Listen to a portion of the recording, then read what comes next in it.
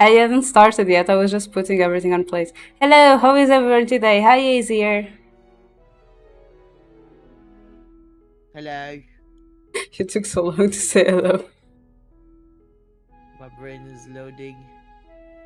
I hope the Discord is functioning properly.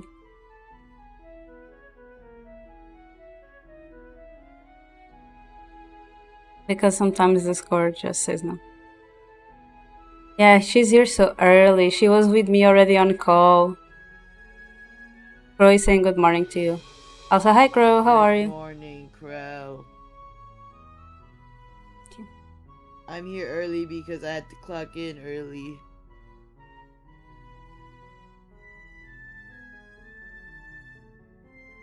We are going for Dark Knights again. Aya is gonna simp with us, right Aya? Sure. Yeah.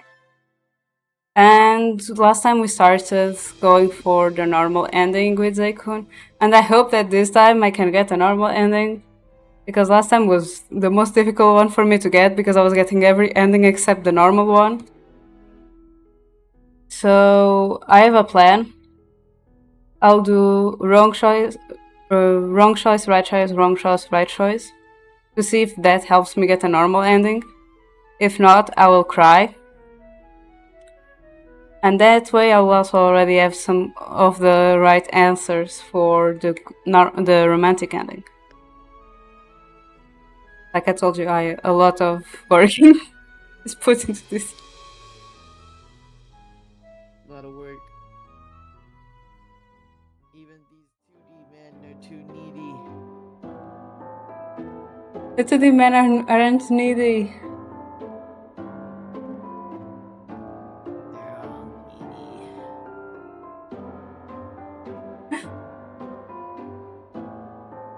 Yeah. So like I always do, I normally come check the gallery after the last time I played, because sometimes we have new stuff. And here we have new stuff. This is not new though, but I like to see it anyway.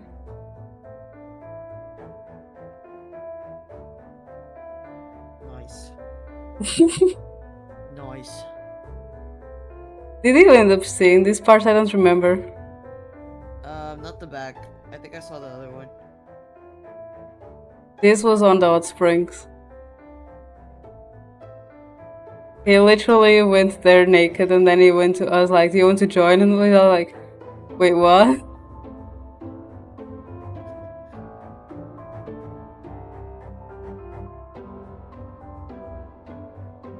Wait, this doesn't... Oh. Like, when this happened, first we were the focus, and then it focused on Zekun, but now it doesn't do that. Only focus on him.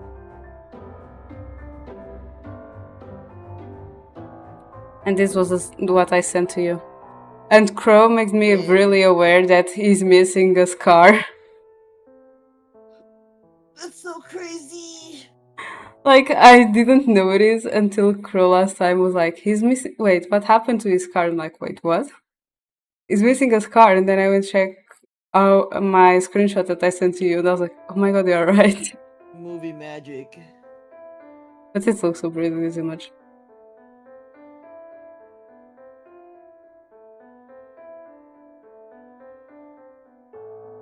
I'll be right back. I'm gonna look for something to eat. Okay, they have food. There is nothing in Junura, there's nothing in Sashiro. Kuratu is full because we already got all his endings. I don't think we have anything new here.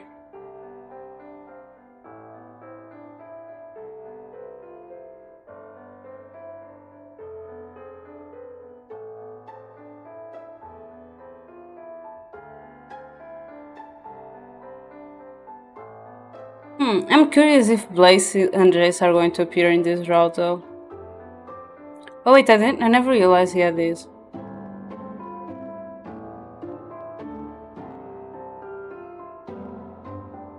Yeah, there's nothing new here as well. That umbrella is our most powerful weapon.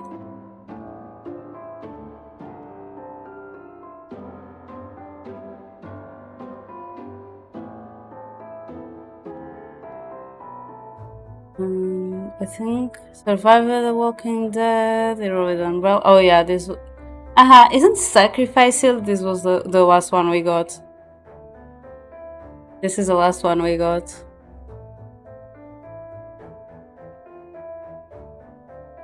When Razumi was like, I will go.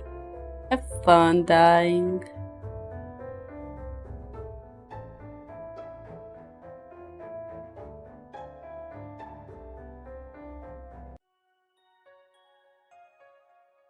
The weekend passes quickly, and I'm back at school on Monday. My mind is filled with flashbacks from the past few days. I met a suspicious forest steward, a mystery gentleman, and a frail younger boy. Not to mention that weirdo who snuck into my house. I cannot help but find such odd, suspicious people interesting. Hmm. Ah, Ikuya! I called out to you a few times, silly. Were you asleep? Sorry, I didn't hear you. You should try to stay awake during class. The lectures are boring. Mr. Blanchett is so repetitive. Oh, really? He explained some useful things this time. Like what? Nope, you should have been listening. Anyway, do you have any plans for the day? Well, I'm thinking about scoping out a mansion. Oh, tell me more. You know the road to the library? Of course. What about it? There's a creepy old mansion in that neighborhood. It never struck me before, but don't you think it's strange that it's been abandoned for so long? Nobody thought of revamping or demolishing it, even when it's empty. That's a good point. I've heard a few rumors about the place before, but I haven't looked into them much. It was only because of that shadow I saw that really has me intrigued. That old mansion is part of the many legends on this village. All I know is that it used to belong to the Kanjiri family. I don't even think anyone owns it right now. I could have sworn I heard something else during history class. Suddenly interested in history, huh? I probably shouldn't evolve in this further. I know she hates haunted places, and given the atmosphere, she wouldn't enjoy it very much. Did you hear about that murder the teachers keep gossiping about? They say the suspect is likely someone who moved into the village not too long ago. They didn't say why though. I think they're wrong though. Everyone always uses new residents as a scapegoat. Don't you think that's too unfair? I don't think so. It narrows down the list of possible suspects. Aliaji! It makes sense because no one knows the newcomers very well. They're naturally the most suspicious for now. Welcome back. Welcome back. I don't... Hi. I have a Yeah, banana muffin. you didn't mute yourself. I heard Yeah. you very happy. Yeah. We are a small community, so it's easy to tell when and why things change. You can't see what lies below the surface. Leo's methods does narrow down possible suspects, but I don't agree with using new residents as scapegoats. I'm helping my dad with this case. He asked me to collect a list of people who moved into the village within the last 6 months. Also enjoy a muffin. If anyone comes to mind, let me know. It really helped us out. I don't really agree with your method, but I'll let you know if I think of anyone. Thanks for the help. Viviana, you can stay over at my place while they are investigating. You live alone, right? You should seriously think about it. I'm fine. Thanks for the offer, though. Okay, no.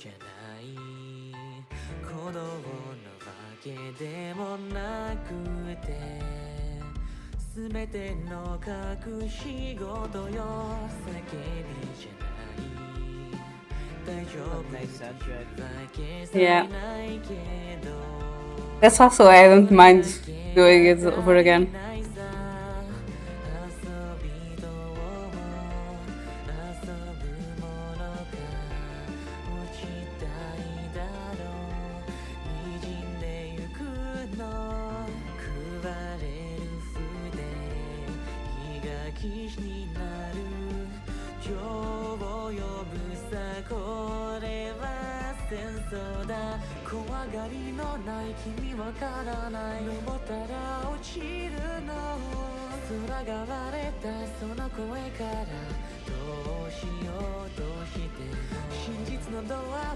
君が開けた残酷な運命にただの秘密ならいやシンデレラもなんかじゃない心が奪われた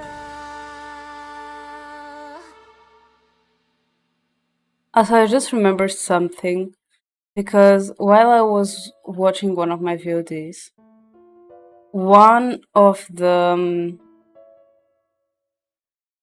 comic sounds that they have sounded a lot similar to the one in Center of Phenomenon. And so I really want to check that if they have it somewhere.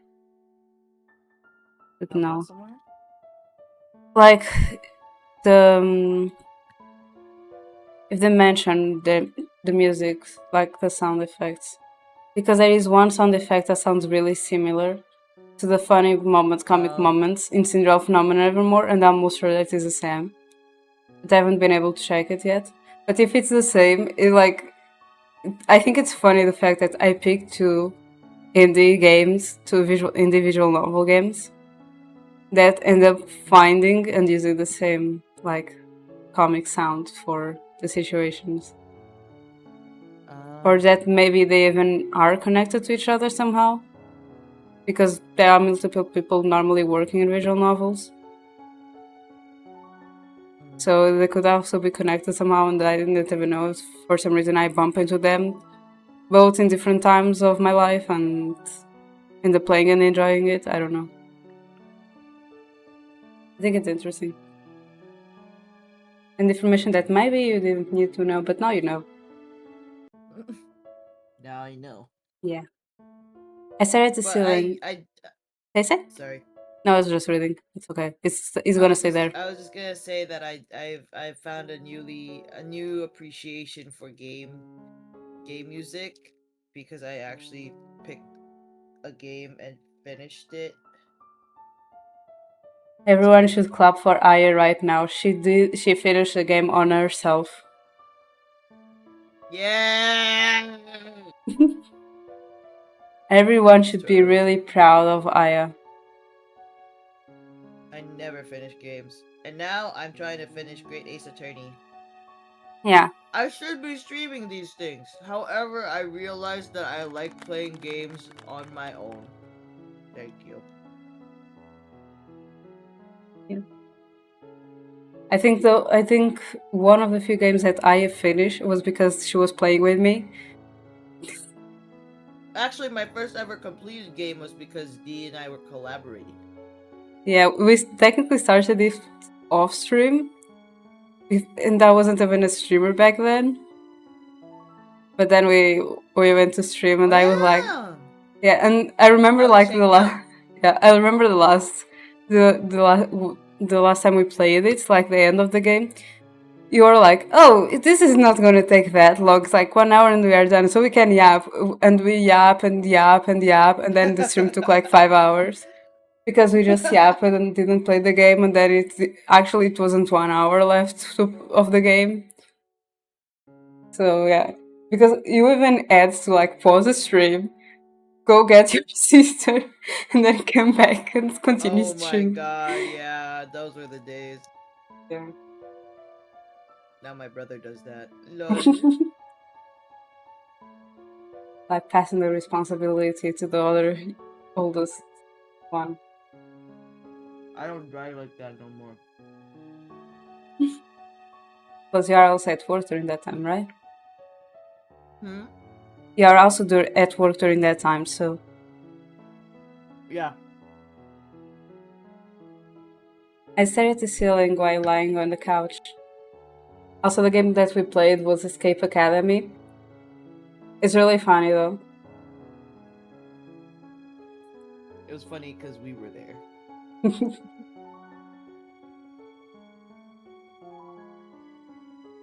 I think about what Ikuya and Ryoji said earlier. Someone not from this village? Just in these past few days, I've met 4 faces I've never seen before. Any of them could have moved here around the same time those disappearances started. It's possible that one of them is involved. Against my better judgment, I cannot help but want to investigate them further on my own. Excitement is overwhelming. Who should I investigate first? The odd guy in the forest. Also, the first boy we did was the weird person who broke into my room. Do you like the definition, Naya?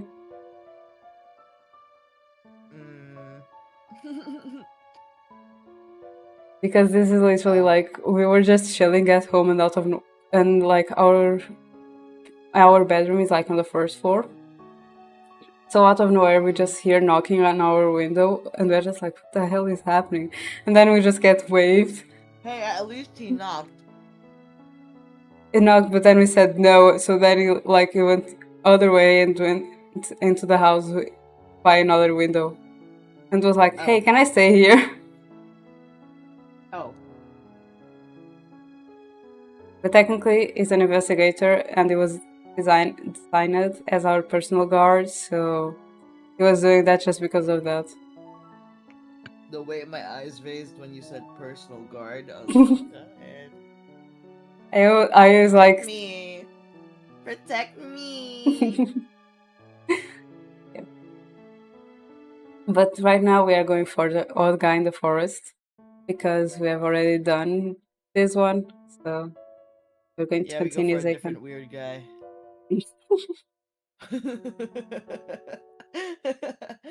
Yeah. I feel like they are weird because they're interested in us. Real, but those are the hottest ones.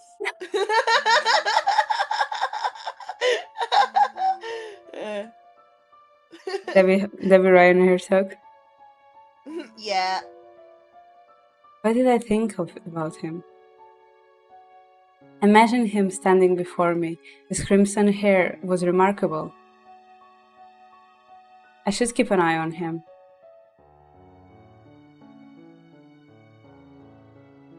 The disappearance started with a tourist in the forest, after all. He asked me if I was a tourist, so he must know something about them. He also said the cave in the waterfall was dangerous. It can't be a mere coincidence. I'm thinking of paying him a visit. I'm sure I'll find some clues. I grab my jacket and head to the forest. Chapter 1. Visits. Sometimes I just forget to read the chapters. It is... Wait? Huh? Were you saying something? I just laughed. It is not difficult to find my way. The field trip is still fresh in my memory. Last time I saw the crimson-haired man, he was in that cave. I may have a chance to meet him again if I head over there. I followed the path to the point where it splits in two. Leisure told me that one road leads to the waterfall, and the other goes further into the forest. I keep forgetting which one of these was.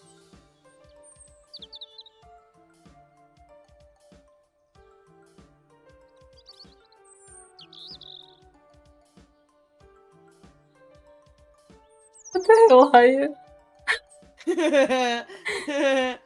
Yeah. Where's my reverse harem plot?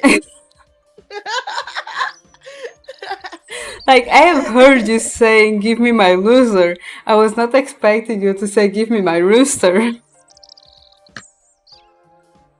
I'm in my hoe phase. Well, I can say you were like Please give me my my reverse harem. Yeah. Manifesting. All the best for you. Right. All the best. I don't know what you want me to say. If I can't have one, I might as well have them all. Oh my god. Uh, Wait, technically, you had already been in your old phase. How? Let me check the productivity channel for you to remember.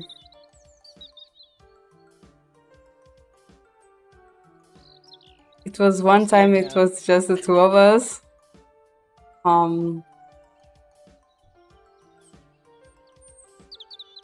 It might have been like 1-2 years ago, though.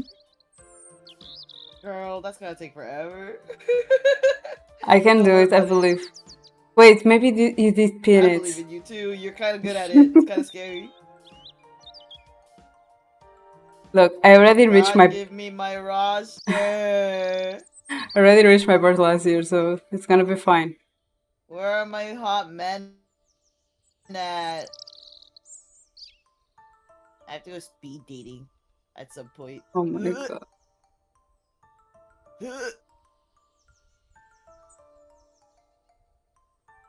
Oh my! I found it! I found it! It was actually last year. You actually found it? I have no idea what I've said before. It was because of the what is that thing that I keep forgetting that exists? That people are telling. Oh, the one I deleted. I sent to you.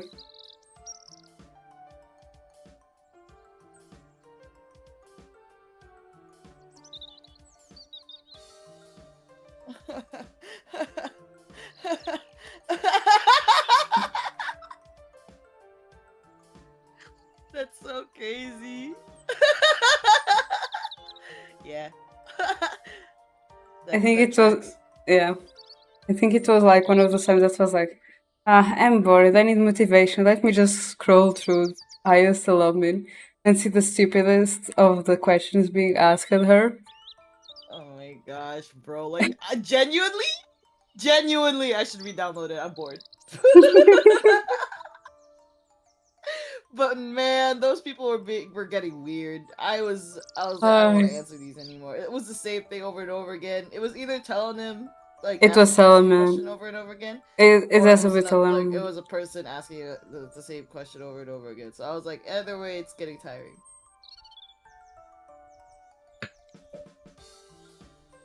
Hi Rosie, how are you? Thank you for the care package. Rosie! So. No, my job. Hey, yes, you still did it. Yeah, but I'm slow. Oh, I'm washed. It's okay, don't worry about it. So sad. I think it was the left that went to there. What should be this one? No, this is the right one. The right one is the wrong one.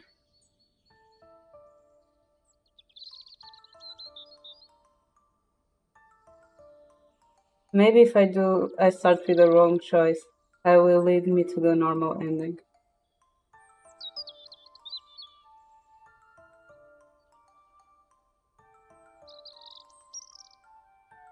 What do you mean you may or may not have slept? I'm glad you are eating, but what do you mean by I may or may not? How is that something?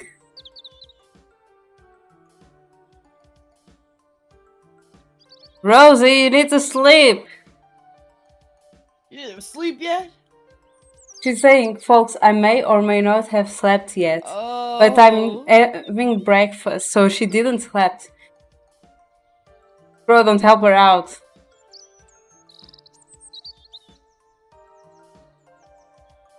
You guys need to sleep. But but as long as she sleeps at some point, body rest.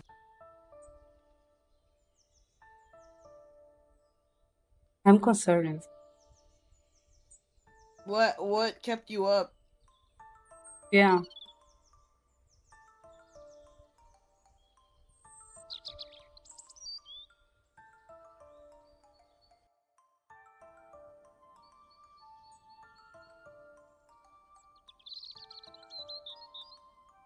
Oh, it's one of those moments. Your body might be good, but your brain not. Your brain also needs rest. But that's the most complicated part, though.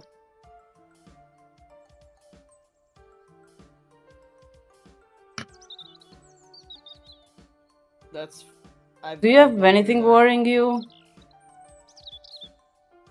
Or bothering you? Yeah, do you want to see how to do, guys? Does that help you?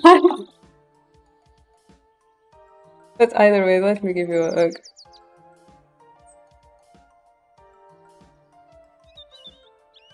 Yes. Let me save just to show you what I mean.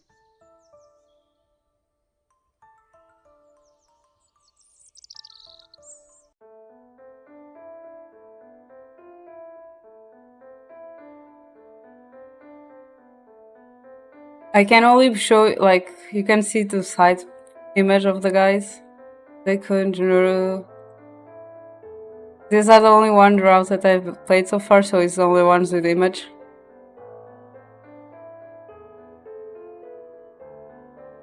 And yeah, there's also this one.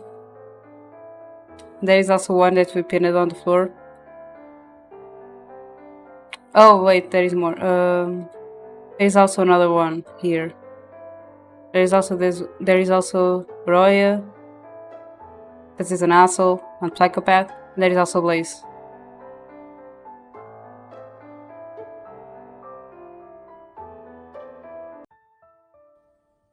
And hi Wolfie, thank you for the lurk.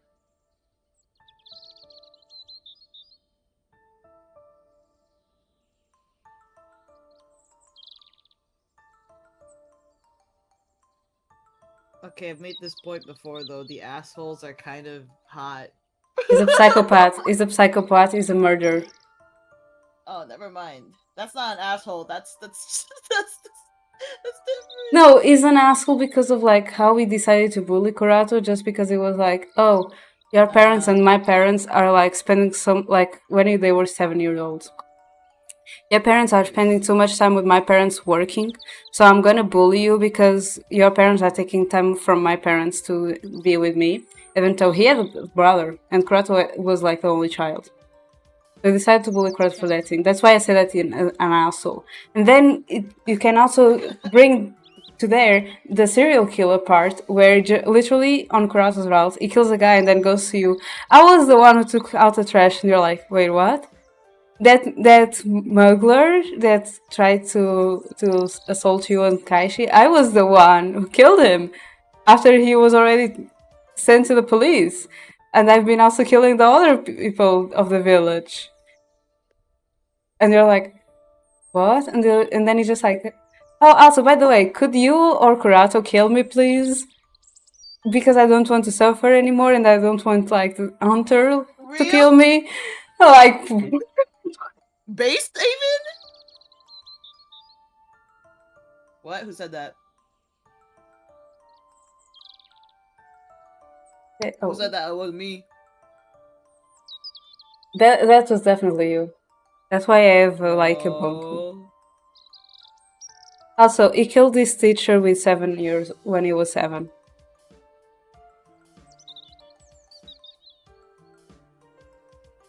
He's so mean.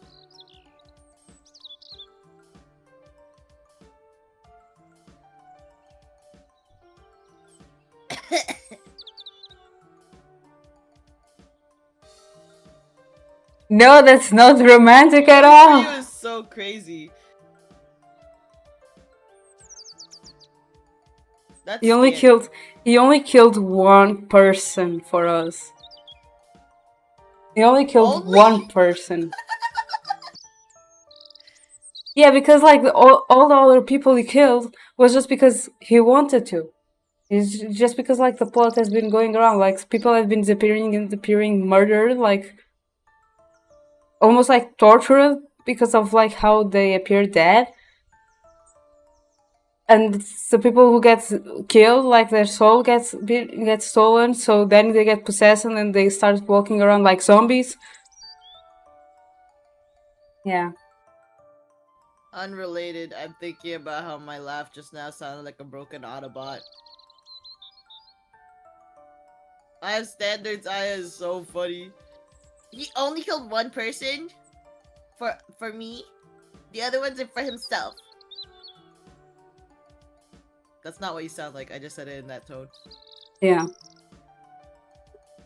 I don't think. Yeah, we never bump into him on these routes, though. We never bump into him on these routes.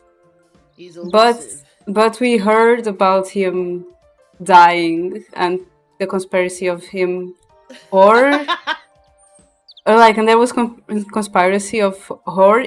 He killed himself, which is not possible since he was like begging us to kill him. Or Sounds like probably someone we know. Razumi killed him. There are so many people that I can fit in there. I need to be more specific. Or some who's.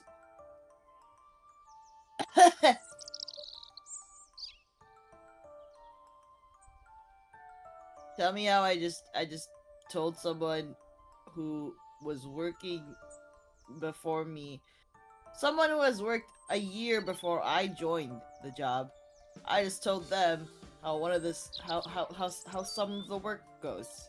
That's so crazy, isn't it? Yeah. Help. Rosie, get more than just water, please. And Crow, don't help her. Please get some food. Oh wait, we got a smoothie, so it's fine. I think Aya, my parents are you stored enjoying your... garlic nuts in this Ziploc bag before they put the banana muffin in, because I got a garlic just now. It's random. And like, why did they put like garlic and then like something sweet together? Or like on the same... There was a Use the same sprinkle of thing. garlic from a garlic knot on my banana muffin. And actually, that was the first thing I noticed. It wasn't just now, I lied. But I was like, let's not think about it. But now I'm thinking about it. Yeah. Because I can still taste the garlic. It's like when your parents chop fruits with the same knife they chop the veggies that they use for the soup. And then like you I are don't know eating, and then why. yeah, and then you are eating an apple and it's like, what does this taste like? Onion. Why was there a garlic knot garlic piece in my banana muffin? At least I I feel like gave you Sherlock Holmes right watermelon now. cocktail without anything else weird in there. Why does that sound suspicious? I'm trying. I didn't want it to sound suspicious. I was trying to cheer you up. Because the way you said it, you said, at least I I gave started. you a watermelon cocktail with nothing else in there. That's how I started mumbling on my words. That's how I interpreted it. I was like, hello? What did you put in this? What did you put in my watermelon cocktail? Love and affection. Oh god! It's too much!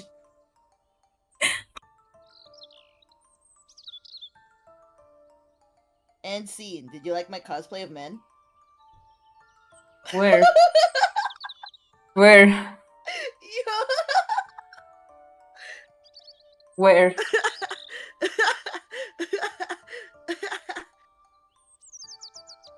Where is the cosplay? Oh, I was just saying that like I was pretending to be a man.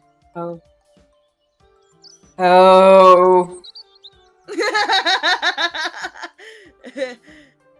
Yeah. No offense, but you should take some.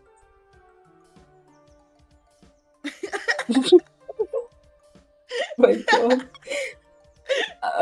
This, yeah, this is definitely a visual novel strip. This is how normally things go. Yeah.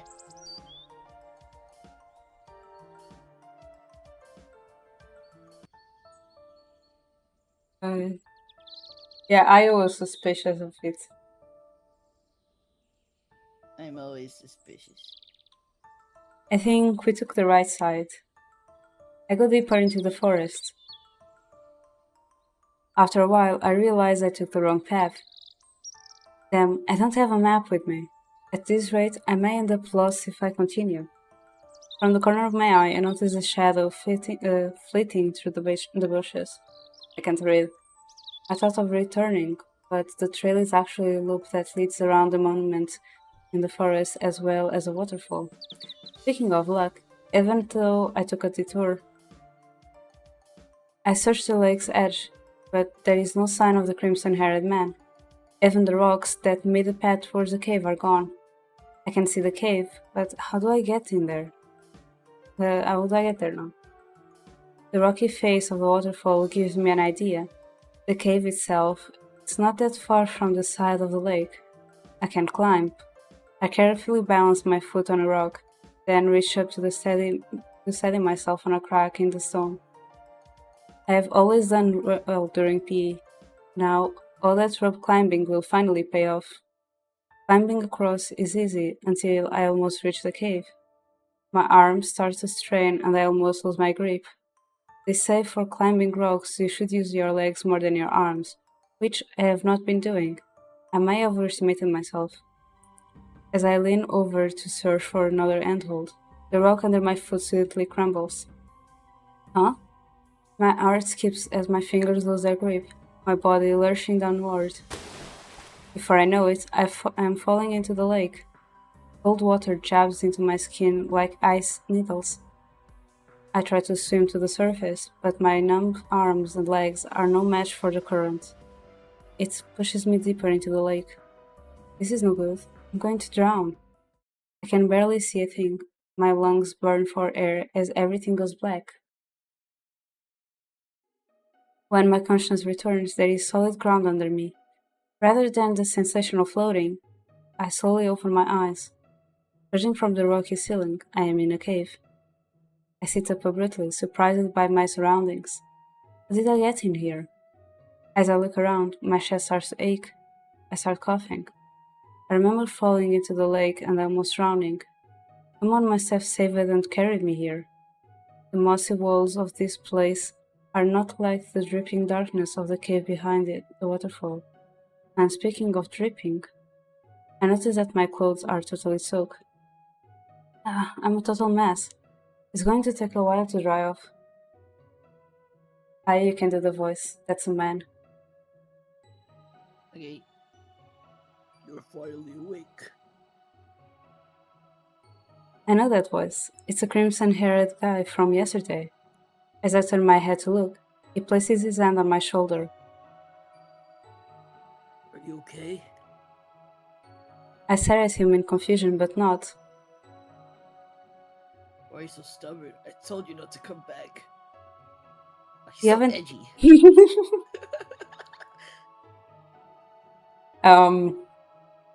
He decided to isolate himself from like the world because stuff happens. Sad stuff happened, and traumatic stuff happened to him. So he was like, "No, I'm done with it. Close myself from the world." Sometimes that's something I wish I could do.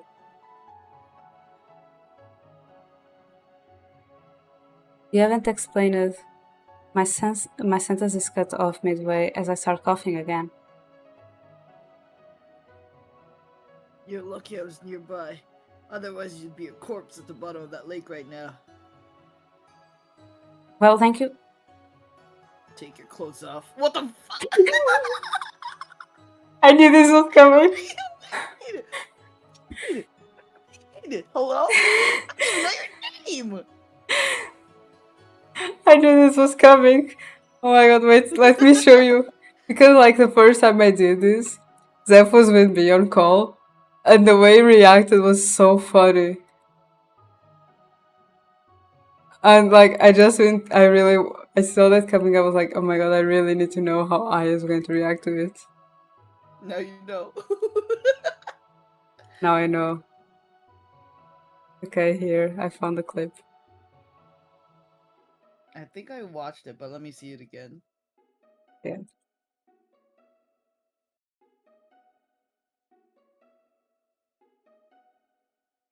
Yeah, that's why you remember. Yeah, I show you the clip. That's why you remember.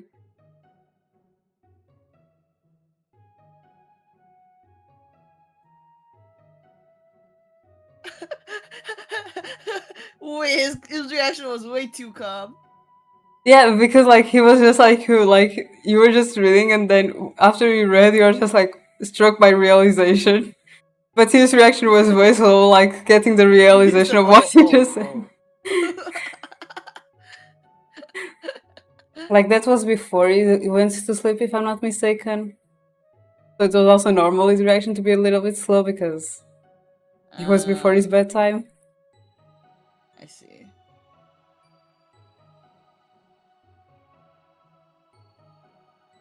I enjoy your reaction. Thank you so much for giving me this moment that I'm probably going to clip.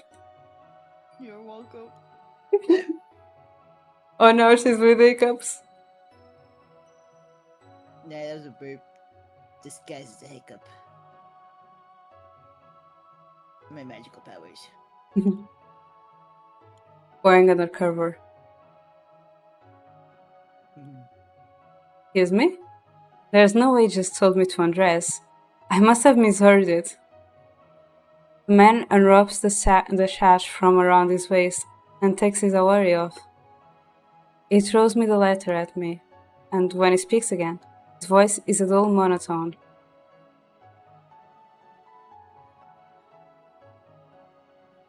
Aya. Oh, sorry. Learn this in the meantime.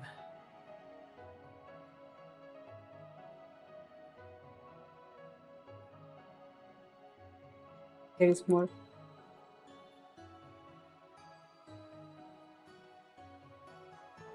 Oh, leave your clothes to dry and you'll catch a cold.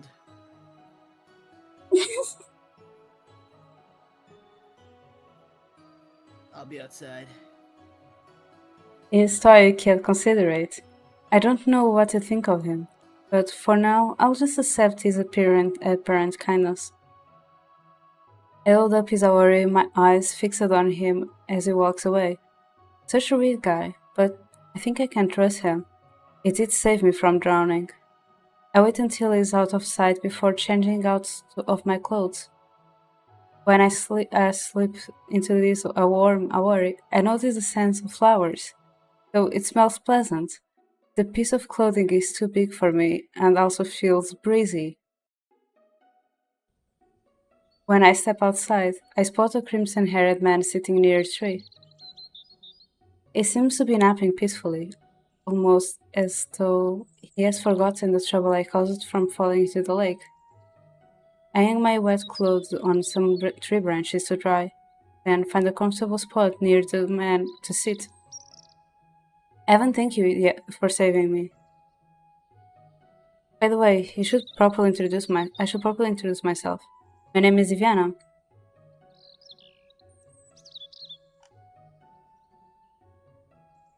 Call me Zaykun if you must. Zaykun! That's such an English dubbable voice. We weren't supposed to meet for a second time.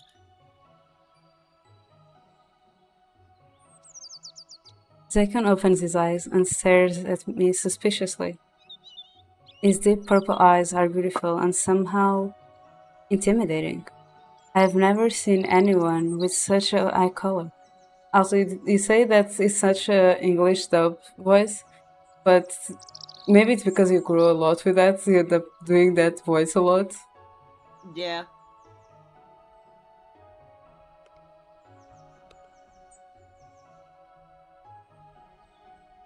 What did you come back here for? I was looking for something. You're stupider than you look. Okay, shut the fuck up. There's nothing to concern yourself with in this forest. Even if you lost something, there's no way you'd find it again. Hey, I'm not stupid, and I wasn't done talking. Zekon closed his eyes, letting out a deep sigh. Well, stupid Viviana, you should talk less and concern yourself more with getting home. I remain speechless. He makes so many That's assumptions okay. about me and never lets me finish talking. Yep. What's wrong with this guy? I've never met anyone this rude. He doesn't even know me. I sigh. I'll get straight to the point. I have my doubts about those rumors, but the fact is a whole group of tourists went missing in the forest. Oh my god. Leo! Oh, Thank you for the gift subs! hi Leo. Oh, you saw that I put the command. Yes, I was paying attention. Look at Aya. So proud of her. I was lurking that one time. I was like, okay, note. Mental note.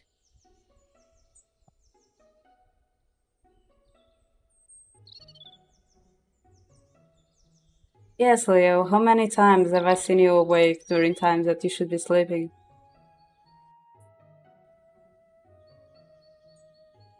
But you really want to talk about being awake during for 2 days in a row?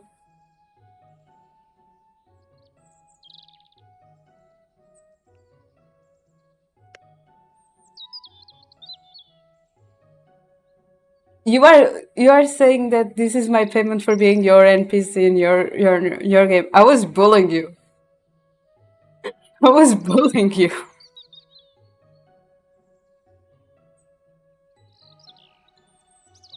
Thank you. You really didn't have to. Like I just joined you because you asked and I thought it would be fun. And it was also to celebrate your birthday. You really didn't have to do that. But thank you.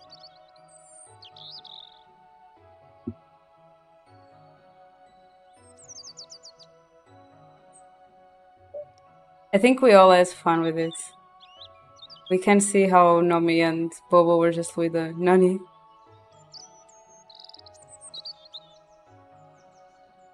Plus, long live the Yef.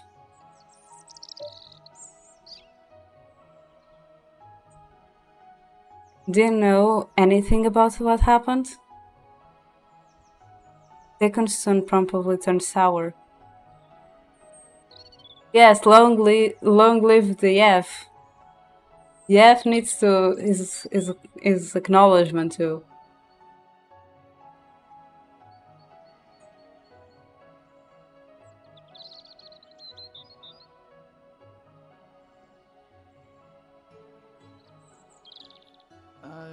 Give me a second. I won't be able to voice for a bit.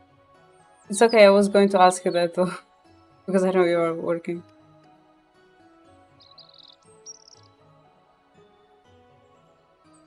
No, no. He wanted you to help him light his cigarette, but you said no, so then he was trying to get to you just for you to light his cigarette.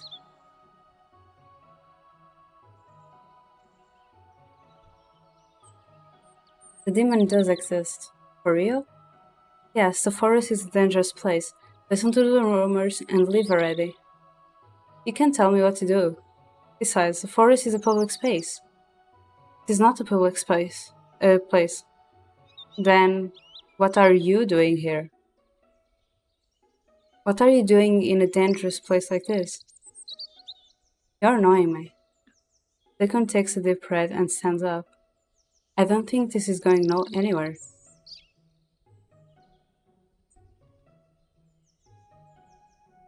Was it really code for something else? I don't think so. I think it was pretty straightforward what he wanted. He wanted you to light his cigarette so he could smoke. And at least it was a cigar and not something else. And you just said no. So then he just wanted to make you his whole like My fire that doesn't burn out, you know? Your clothes should be dry by now. Even with this sunny weather, my clothes can't dry that fast.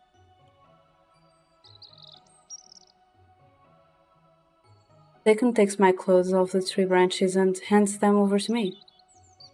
Go on, don't bother me anymore. But Deacon glares at me before turning away and walking off.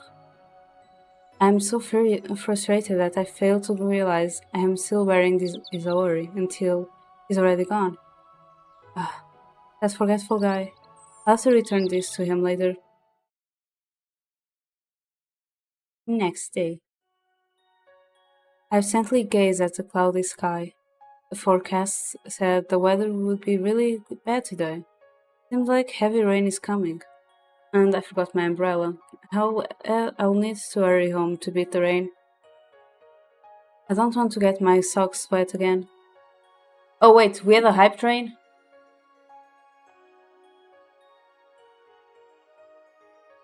I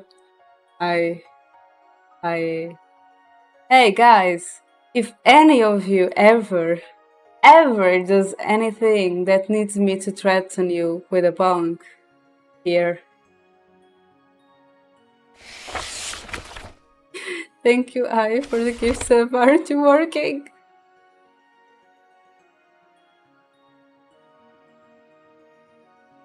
I'm working. That's why I'm responding slow. If any one of you does something that feels like you need me to threaten you, I'll just... Hi Kurama, thank you so much for the gift sub too. I'll just use that one. Such a cute corgi. Corgi, Shiba.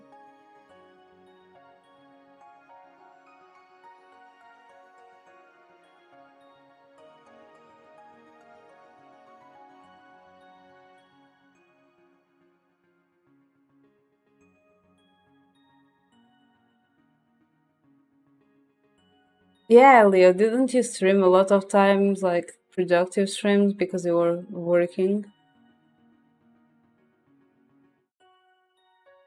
I hope Bribe is sleeping.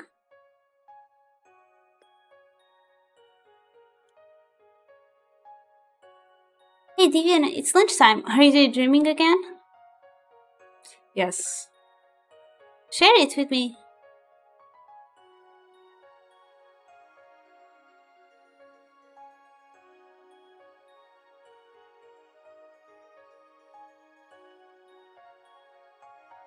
Okay, to personal project. Okay.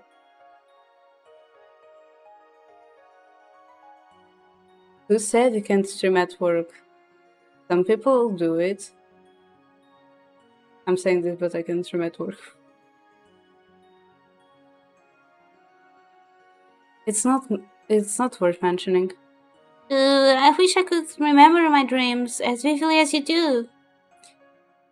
I don't think you'd want to remember your nightmares. Hmm. Even if they are scary, I'd still like to know. Telepathically, I do not like to remember my nightmares. I'm sorry. Wait, let me grab my bento. By the way, did you know a massive storm is heading for our village? We haven't had one in ages. It can't be that bad. How will I get home without getting blown away?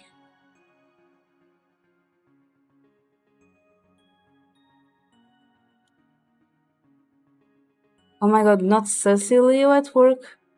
That would be funny. You stream at work and you try not to be sussy the whole time. I'm pretty sure your chat will try to make you sussy. It's like you trying to stay pure and say so, and chat trying to drive you to the other way.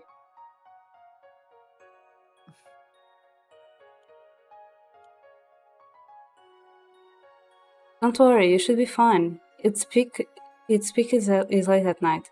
Just be sure not to go out then. Ryoji, have you heard anything from your dad about the missing forest stories?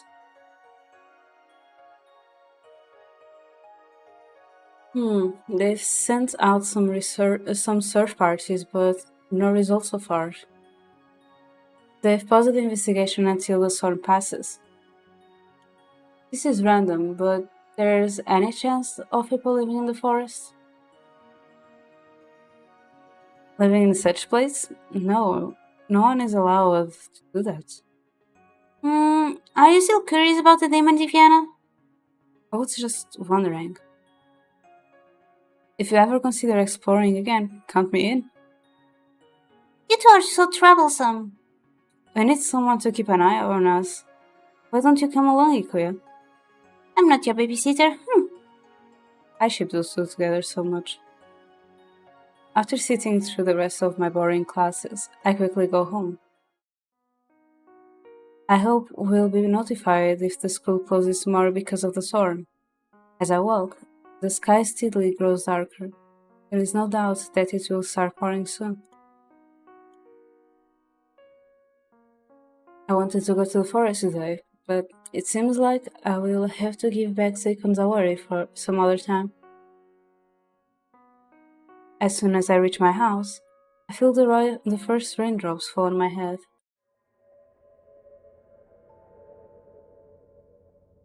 I reach for the doorknob, but something feels out of place. Goosebumps rise along the back of my neck, and I glance over my shoulder to double check my surroundings. There is a single person standing in the distance. His scarf flutters out from behind him, like a seed in the strong breeze. Everything about him gives me the chills. Is he looking in my direction? I immediately avert my gaze and enter the safety of my house. Phew, that was creepy. Why was that guy standing there in the rain? Slowly and cautiously, I peek through the curtains to check on the suspicious person, but he's gone. I prepare a hot cup of tea to settle my nerves and try to relax in the living room. The rain outside is oddly soothing, even as it spatters with increasing insistence against the roof and windows. The sudden sound of my doorbell startles me. I'm not expecting visitors. Can't be that creep. To make sure it is safe, I look through the peephole in the door. The main forest guy? Deacon glares right through me as I open the door, his expression as dark as the black clouds. He is drenched from head to toe, wearing only a tank top and traditional pants. I guess he went through the heavy rain to get into my place. Deacon, wasn't it? What brings you here? Give me back my worry. Right. What other reason would he have? I gesture for him to come inside so that he does not have to stand in the rain.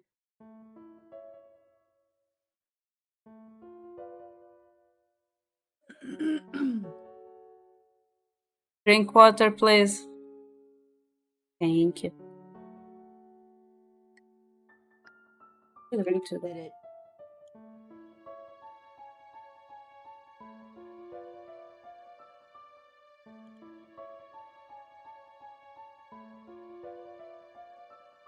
Don't have more ice. I'm drinking room temperature. Wait here, I left it in my room. I leave Zekun by the front door and return a moment later with the awari I grabbed from my room. Here it is. Thanks for letting me borrow it. Before you go, though, how did you know where I live? I know this area. Talkative as always, didn't Lyoji ask me to report out people like Zekun? No, I can't report him yet. I can't let him leave now, either. I'll miss my chance to get something more substantial out of him. I need a reason to make him stay. Wait, I don't think it's a good idea to go back in that heavy rain. You can wait here until it calms down. An awkward silence falls between us as Aikun merely stares at me.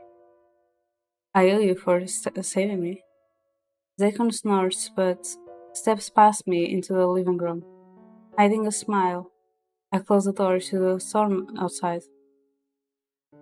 He's not self-conscious in the least as he wrings his hair out. running his fingers through the long strands. I stare at his defined back. My thoughts get lost for a moment. At first sight, you'd think he's only muscular, but his scars are more noticeable. I wonder what could have carved those into his arms. With all these peculiar men showing up around my house, I better be more careful. I can't take on someone like him by myself. And again, it did save me from drowning. Can't really be the one responsible for the disappearing tourists, can he? As if hearing my thoughts, Zekun glances back at me.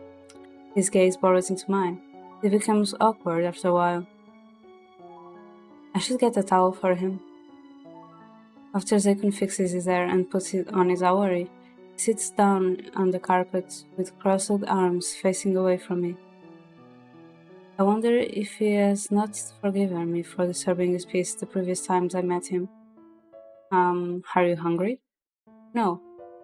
Are you cold? I can grab some blankets for you. No. Are you bored? I have some fun magazines. Leave me alone. You're no fun. I'm not here to have fun. I need to return to the forest as soon as possible.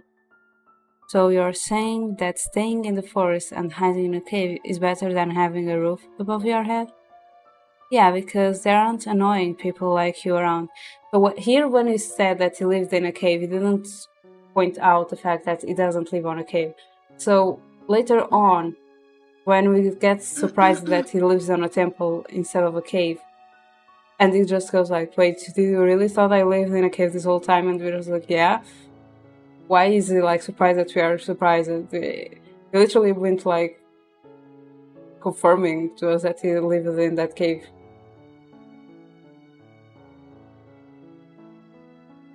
My eye twitches at his answer.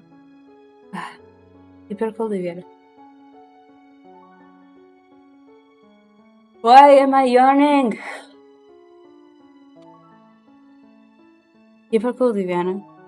You have to play along if you want to dig deeper into this background. You know, it's prohibited to live in the forest. If they catch you, you might get arrested. Second shrugs of my warning and stays quiet. Caffeine does nothing to me. Caffeine? No. I lie. Coffee with lemon drops helps me get through my headaches. Yeah, that's it. That's it. Coffee doesn't help me stay awake. It doesn't do me anything else. Because, for example, in some people of my family, it makes them more sleepy. In other people of my family, it gives them more energy. For me, it doesn't do anything. Plus, if I drink anything with coffee in the morning, I will just be feeling like nauseous during the whole day. I know because I had a headache and I tried to drink coffee in the morning because of that. And there during my class, especially in my first class, my classmate that was next to me, she was constantly being like, "Are you okay? You are really pale. You need to go to the bathroom to like. Are you sure you're like not with fever or anything?" Because I was feeling like really, really sick and like feeling like really throwing up. Yeah, if anything, I need sugar. I need sugar. Sugar is what gives me energy and helping me stay awake. On the other hand, I need to have our morning coffee. I have it. I have half. I've had half already. We summoned the gremlin. What is the name of that guy in Hobbit? I That's know. not in the Hobbit. That's in the Lord of the Rings. Isn't it like the same universe? Isn't like one the prequel and the other the sequel? Golem.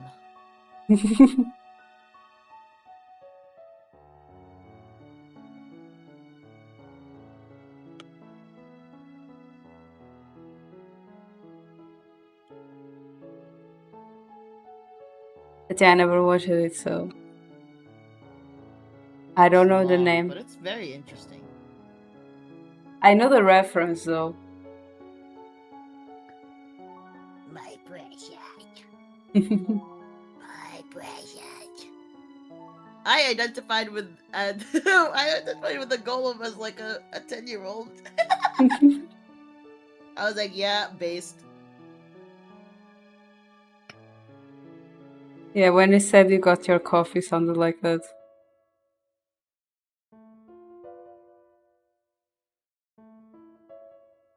Because when I met Aya, I would read tweets of her crying about her morning coffee. Oh my god, it's been so much better since then. My brother used to drink all of the coffee, and I would cry about it on Twitter every day. Yeah, and so it was also the same time that I started knowing Cure. Everybody knew about my brother before my brother. Yeah.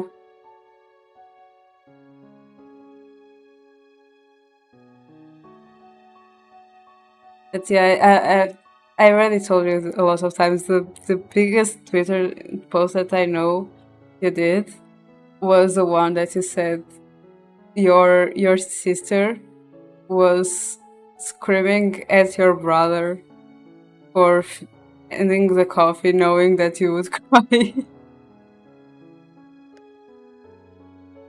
What happened? The Twitter post that I remember the most from his scolding is the one I already told you. That is your sister being like to Kiefer, why did you drink all the coffee? You know, Ata is gonna cry about it.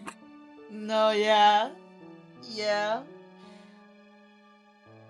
Yeah, my younger sibling is more hyper aware of my feelings. Well, she shared the room with you, it's normal. True. You're forced into each other. I know that Attached to the feeling.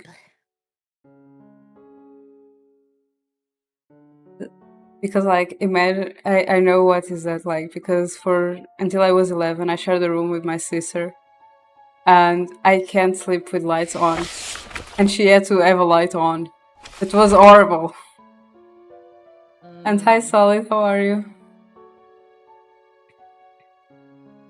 Especially because like she brought one of those like night plugs that you put like on the what is the name? On the The plug, the wall plug, the thing. outlet? Yeah. You put it on the outlet and then that like just it's like a nightstand but just like straight on the outlet. And she had to put that on and I was like, why? I need total darkness. Why? Because like she was afraid of the dark, so she needed that, and I was like, I can't sleep if it's not dark because I'm not afraid of the dark and I actually enjoy the dark. Oh my god. It was something. It was definitely something.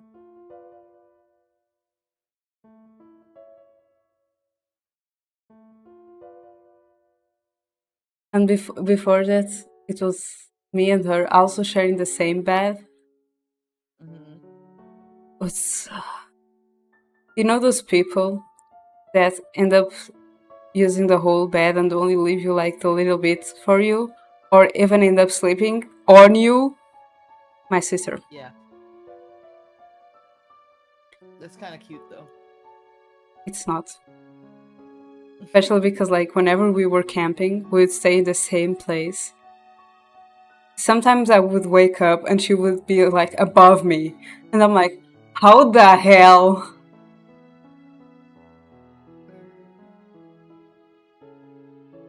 Especially because like if it's summer, it's really warm.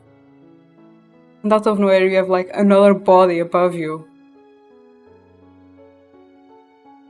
Bad. Bad. Never share your bed with your siblings. If you share your bed with your siblings, put your butt in a way like put your butt out so that way you can create a safe space. That's what I learned.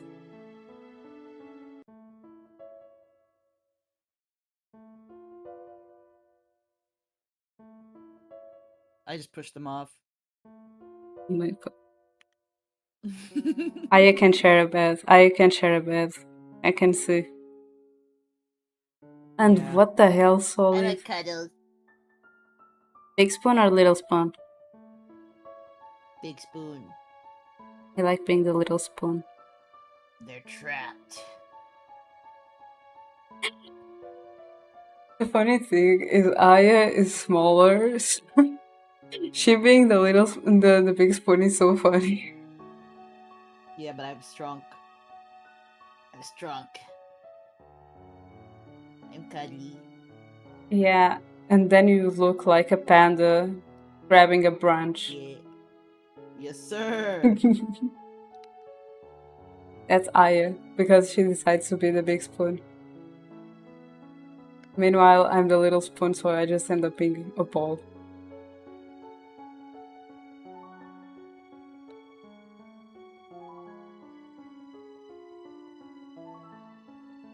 Daikon shrugs off my warning and stays quiet. Since you're familiar with the forest, is there any chance you saw the tourists? They've been missing for a while. If you have any information that could help, their families will be grateful. Rumors say a demon took them, but that sounds silly to me. Why do you keep asking about those stories? Stop digging into the matter. He brushes my question off again. Talking with this guy is like cracking nuts with bare hands.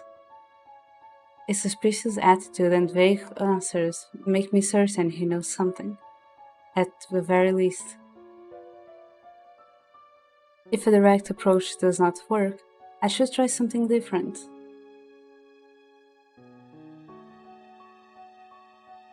Leo, be careful with your choices after that. Be careful.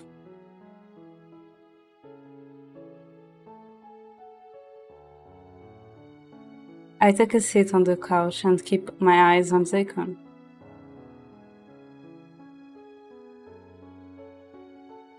Is that all you want? You won't get any answers from me. I wasn't expecting to. You don't have to keep me company. You can go. You don't have to. Huh? Why I click? Why didn't it go? I don't want to. Zakon glances over his shoulder for a second. Just when I think he's about to say something, he looks away again. What is that about? Yep, you better run. I want to know more about him, but asking might be might make him upset. I stare at Zakon's clothes, hoping to find a clue about his identity. Perhaps he practiced rituals? Did I offend him by assuming he lives in the forest? Maybe I judged him too soon. Hey! I nearly jump when he starts speaking. Zakon turns to me and looks into my eyes. Why are you so bothered by that demon rumor? I don't believe the rumors, but I'm curious about what caused them. A real murder might be using it as a cover. I want to do more research about the demon in case they are. Perhaps I will understand their intentions as well. I have a bad feeling about his disappearance. If I don't do something, I might end up like them. I don't want to be a sitting duck. What if the rumors turn out to be true? Will he regret finding the truth? Even if I can speak. Even if there really is a demon and it turns out to be harmful, I'll do my best to stop it. Stop it? What can someone like you do? I don't think you'll be surprised by anything you find. There are negative rumors about the demon for a reason. Save yourself the hassle. You won't gain anything from knowing this. I'm going to discover the truth, one way or another. Even if you know the truth, it won't change a thing. You'll just annoy the demon when you find it. I don't understand. The truth should give the investigators a better direction, shouldn't it? I'm not waiting until I'm next. I'll find out what's causing the disappearance and then find a way to stop it. To stop them. Oops. I left my phone with sound. I don't get why that's upset you, but what I do isn't up to you. Given up on. Second mumbles something, but I do not hear the last few words. He lets out a soft sigh and stands up, walking to the front door. I won't keep you up anymore. Go to sleep. Without looking back at me, he steps outside and closes the door with a loud slam. What the? He left! I head through the window and watch him go. I can't see anything. Suddenly, a flash of lightning illuminates the street. In that split second, I spot a eerily familiar person standing under a streetlight. Is that creepy guy from before? Is he looking in my direction? The world outside goes bright again, soon followed by a crash of thunder. I quickly close the curtains and clench my trembling hands. Before heading to bed, I make sure that everything is locked tightly. No corner of the house goes unchecked. Maybe I'm overly cautious, but it is better to be safe than sorry. I feel anxious after what I saw on the streets. Despite those feelings, the sound of rain soothes. Next day. The storm has filled the streets with puddles. It is still raining a bit, but the weather is nothing to be concerned about. Before I even start breakfast, I get a message from Ikoya saying that school is closed today. I wonder what I should do since I have no class. If I'm not mistaken, the right choice is stay home. Yep. Stay home.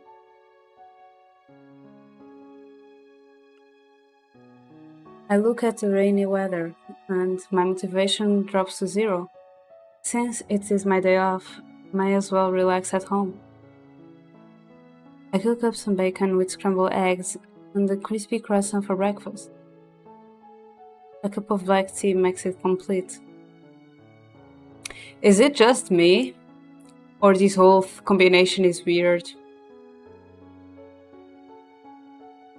But it's also me, because normally croissants can be sweet or sour. I've seen people put cheese and ham on croissant, so it depends on the croissant. What's weird? Bacon with scrambled eggs, a croissant, and black tea for breakfast. I don't know. Like, I've seen some sour croissants. Like, I've seen people using croissant to do like kind of a sandwich with ham and cheese.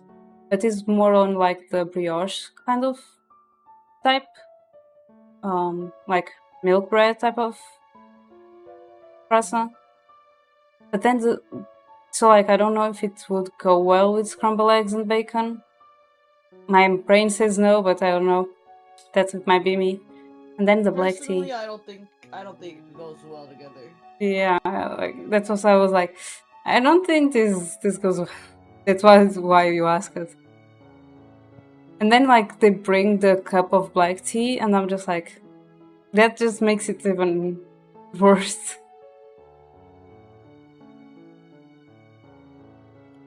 I feel if you are eating that, should be like orange juice or something like that.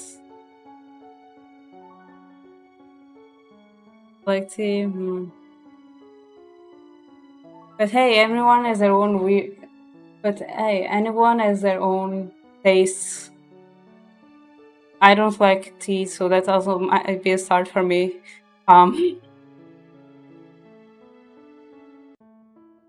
I hope I don't make anyone feel judged by their breakfast choices. I But judge. Yeah, I adjust for me.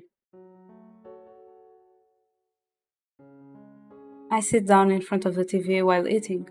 I do not usually watch the local news, but today I switched it over to the channel so I can stay up to date with the latest stories. 2 bodies were found in the Western River last night. They have yet to be identified, but authorities suspect it might be the two of the missing tourists. In our next story, Toshikiro has been missing for 4 days. His wife last spoken to him on the phone, but after the call was unexpectedly cut off, he never returned home. Please contact the police if you have any information about the man in this photo. I'm not familiar with anyone that has gone missing so far, but the disappearances are becoming so frequent I cannot help but worry. I spent the rest of the afternoon reading magazines and books. A tarragon salmon recipe in one of the home magazines gives me some inspiration for dinner. Always having something different or challenging to attempt is what sets cooking apart from most of my hobbies and keeps it fun.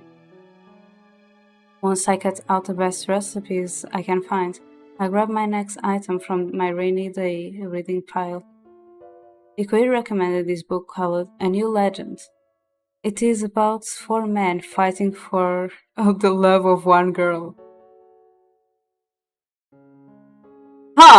Interesting.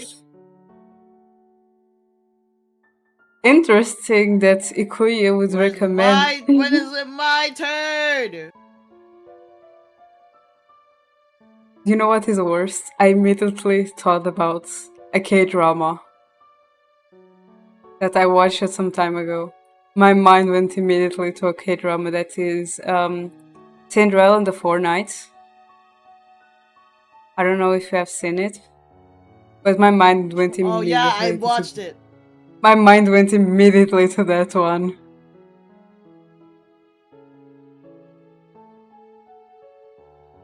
But there is a lot. There is a lot of like animes and dramas with like one girl and guys just fighting over her affection.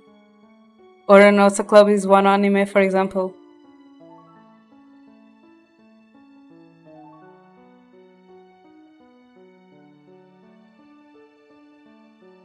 That after some years and we getting a lot of like April 1st jokes of it getting a second season, it's finally having a reboot and going to follow the manga from beginning to end.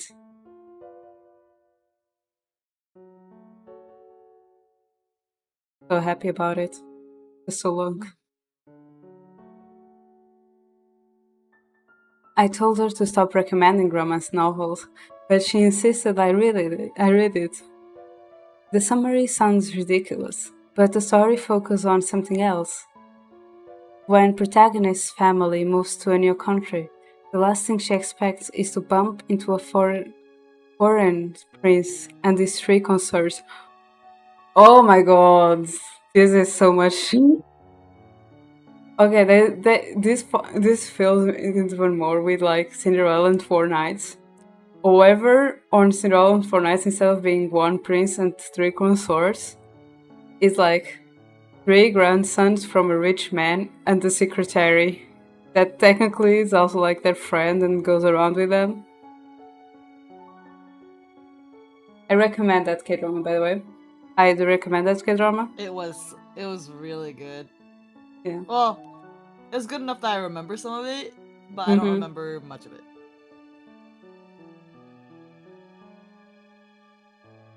Let's just say one of them didn't have a proper happy ending.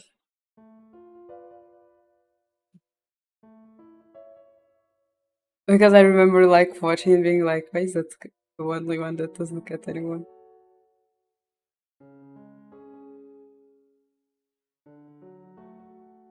Will she find love, or will their competition for her affection result in a royal mess? I can't tell if the protagonist has a favor yet. She can't get away with picking all of them, right? Well, in some places, in some stories, the protagonist just ends up being like, yep, let's get all of you. I haven't seen that with girls though, but I've seen that with boys. When the harem is with boys, that happens a lot. With girls, I haven't seen that happen. Wait. Wait, how did that Vampire Night end up? I never watched it, but I think I heard something about it being like that. Vampire Night was messy. Messy. Because I remember hearing a lot of like, she ended up with a two, but at the same time, like, one was was like a brother or a cousin or something like that. I'm like, what the hell?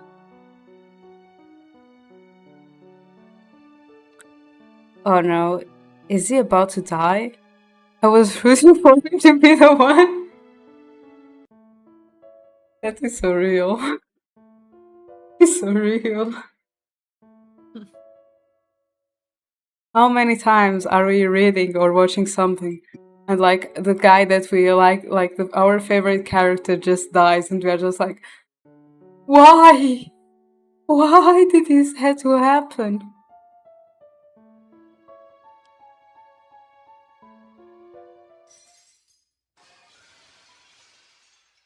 What the hell? The sudden sound of breaking glass shocks me out of my reading. It sounded like it came from the guest room. Immediately, I go check what happened. Once I arrive, I find a single brick and shattered glass. The floor is already getting wet from the rain dripping through the broken window. Is it some kind of prank? I glare outside, annoyed, but nobody's around. Those jerks. If I catch them, they are getting bricked. Oh my god. I have to get this repaired quickly. I can ask my neighbors for help.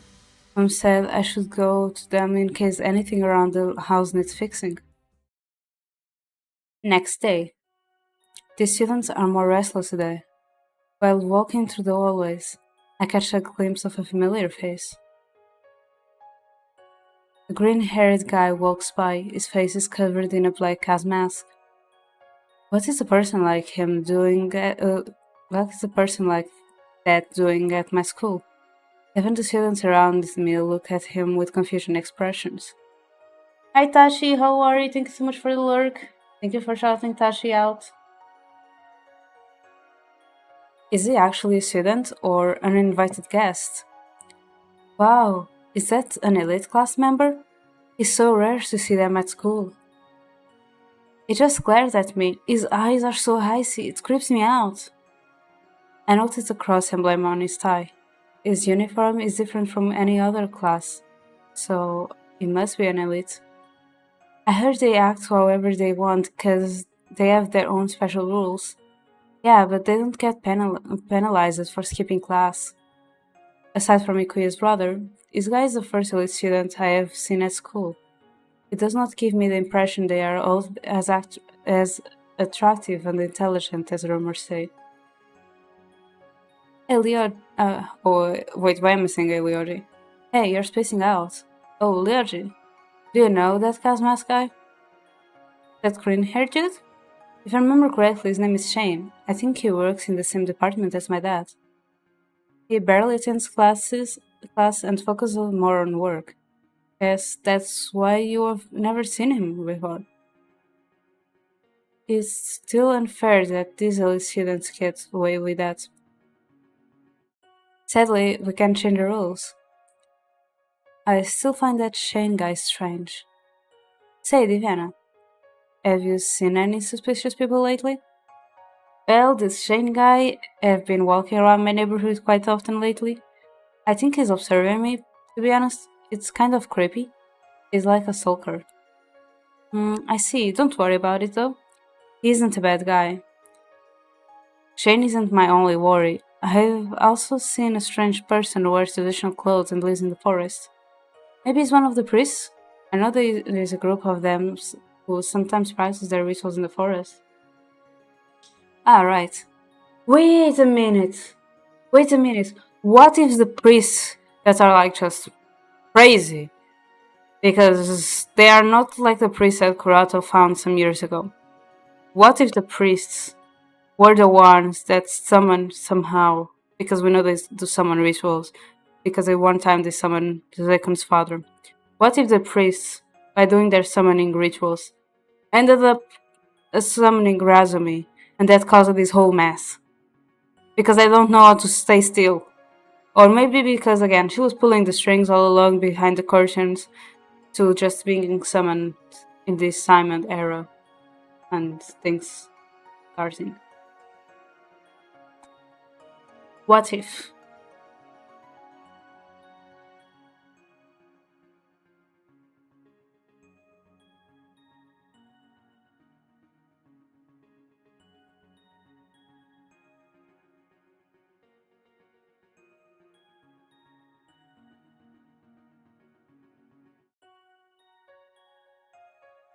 How? Are you still thinking about the demon rumor? Nah, I'm skeptical about it. Rumors stay rumors. I need cold, hard proof to know if something is real or not. That's just like you. Let me know if you find something. Any clues will help a lot with the investigation. I'll do my best. After class, I go to the lockers and notice Shane standing near mine. Has he been waiting for me? The students passing by give him a wide berth, not even daring to look directly at him. Well, he has an odd aura around him. I wouldn't stay around that guy for long either. Regardless of what Leoji says, I can't trust this guy. What is he up to? Just standing around in weird places like this. I pretend not to notice him as I pack my stuff from my locker and head straight home. Another empty street, footsteps following behind me again. Is this another stalker about to confess? I'm going to report him. I casually turn my head and catch a glimpse of the person following me. It's Shane. When he comes even closer, I notice something sticking out from his belt. I cannot see it clearly, but it looks like the hilt of a knife or something similar. I do not remember seeing him with anything like that at school. Was he planning on a punch me the whole time? No, Diane, don't jump to conclusions. Shane's icy blue eyes are locked on me as he approaches. I can't handle another second of this. I don't know what he wants with me, but I'm not going to wait and find out. The moment I turn a corner and break his line of sight, I start running. After a few blocks, I stop behind the thick trunk of a tree to catch my breath. When I peek around it, he is not in sight anymore. Phew, I hope I never see him again. I turn back and suddenly someone is standing in front of me. Oh my. You ran from me? Why are you following me? I'm an investigator. I've been assigned as your private guard. Wait, what? I thought you were planning to kill me. That weapon on your belt. Shane raises his eyebrow and looks down at where I pointed. This? It's my gun. I rarely point it at civilians. Hey, thank goodness. You can say it. Yeah, you can say it. There. It's my gun. I rarely point it at civilians. Good. Thank goodness. I saw a few days ago. Have you been watching me this whole time? Yes. I don't think that fits Shane. Nope. That definitely does not fit Shane. Couldn't you have told me? You creeped me out. Back to being creepy. Still, I'm relieved to know we are on the same side. I guess Leoji was right. Thanks for keeping an eye out for me, but don't get too close. Keep some distance, okay? I don't have good experience with people walking behind me. As we walk further, he does as I ask. Even though I understand his motives now, it feels weird. What would people even think if they saw us like this? Never mind, we should walk together. We're both students, after all. I gestured at Shane to come closer, but he does not budge. We don't have to act like strangers anymore. My name is Ivana, and I'm a second year. I already know everything about you. Huh? Like what? I'm Chade, elite class student. The way it's High just. five. It dodges my question, huh? There are many things I want to ask, but it does not look like a talkative one. Even so, I better give it a try instead of walking on in silence. Oh, okay, this is a wrong one, so I can't fail. I ask. I'm not you saving it just to make sure. That's so freaking crazy. I always save wrong choices and when it's a new chapter. Or if I'm in, like, pausing the game.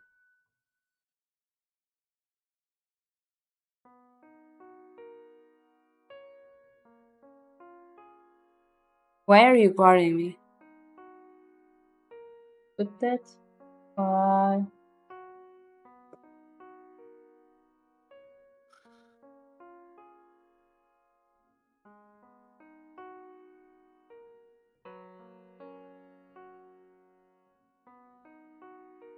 who told you to keep an eye on me?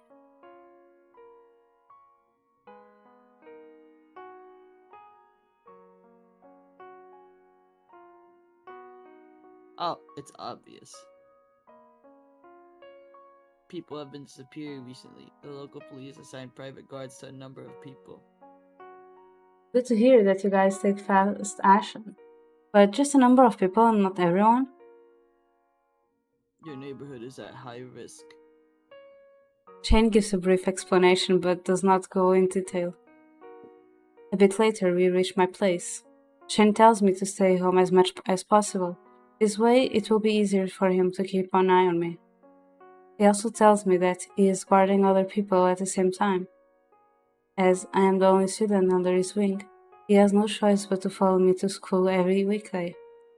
It feels like I am the sheep with sheep horrors. Honestly, I want to take part in the investigation too, but it does not look like Shane will give me a chance.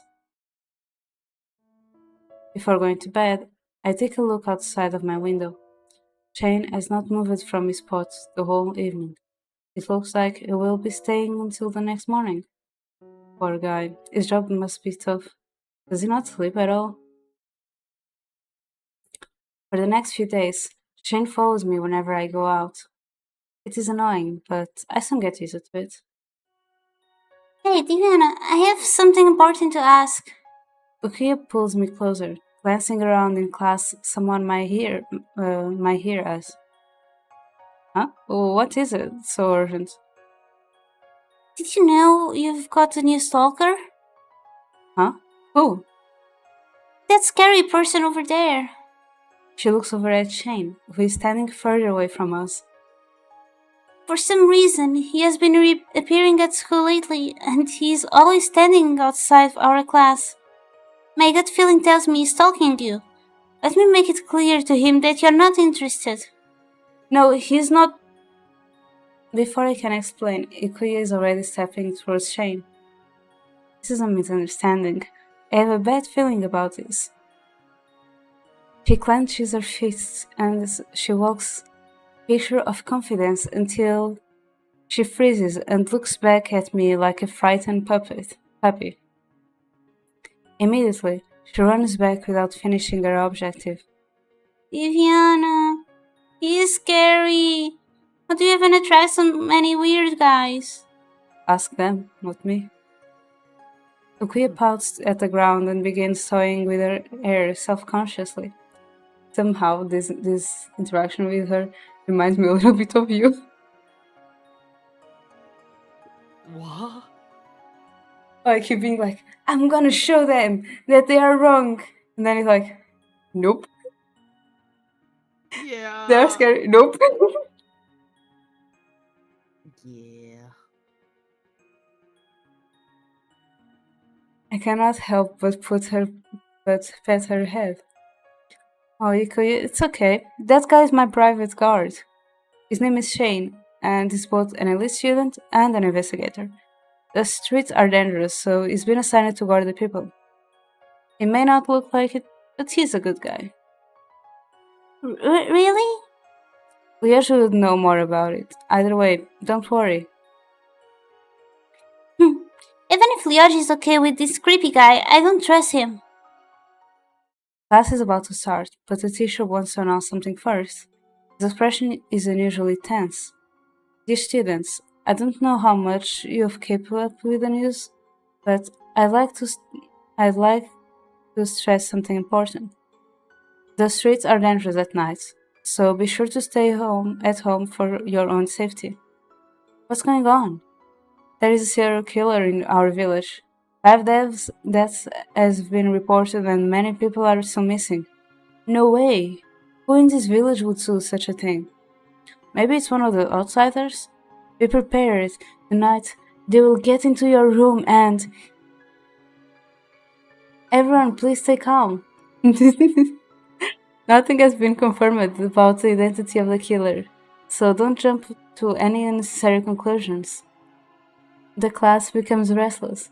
After this announcement, everyone exchanges their thoughts. Say, Leoji, do you know what's truly going on? I knew you'd ask me first. The police have found a few clues, but so far they led nowhere. This is one of the toughest investigations we've ever dealt with. Only the perpetrator and victims know the truth. The rest of us can only guess what's on their minds. Our crew has never dealt with with a perpetrator like this. It might take a while to solve this case. Is there any solid evidence? My dad suspects there might be multiple people pulling the strings. We should be more careful. Shane told me that private cars are being assigned to people in the village. Couldn't they have sent a notice first? I thought someone was stalking me. The killer must be extremely dangerous for them to make such a move, right? Yes, multiple disappearances in a week. We don't know how to make them stop. As classes carry on, my classmates continue to chat among themselves. I catch a few conversations about people who heard strange noises in their neighborhood. Some even point at possible suspects without good reasons. After class, I meet up with Shane outside the school so we can walk home together. Shane, did anything happen last night? No. Oh wait, should be I. I'm sorry. All good. I wonder if he's tired from staying up all night. I cannot tell why he's wearing that mask. Oh no, I forgot my homework in my locker. Will you mind if I go back for a moment? Go ahead. I'll be back soon. It is oddly quiet on my way back through the walls. After taking my stuff, I head back. An odd creature dashes by, almost cat-like, but not quite. Huh? What was that? I peer around the corner to see where it went, and find the creature watching me from some distance down another hall. Its big ears are shaped like a bunny's, but its long legs are like a cat's. How did it get in the building? The creature slowly approaches me, then suddenly jumps away. Hey, wait, don't go yet.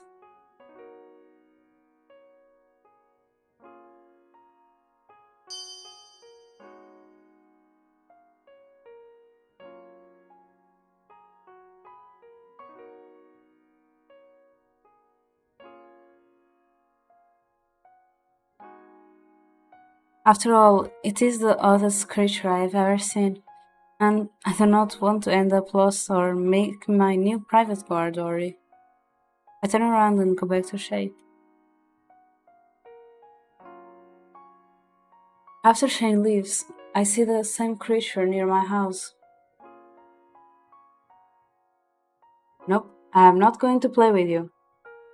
Even though I try to ignore it, it keeps hopping after me. Does it think I have food? Suddenly it clings into my leg. I don't have any food. Go raid the dumpster or something. Oh, you're incredibly fluffy. I cannot resist petting it. The creature stares at me with innocent eyes, touching his nose. Its two tails wag around playfully.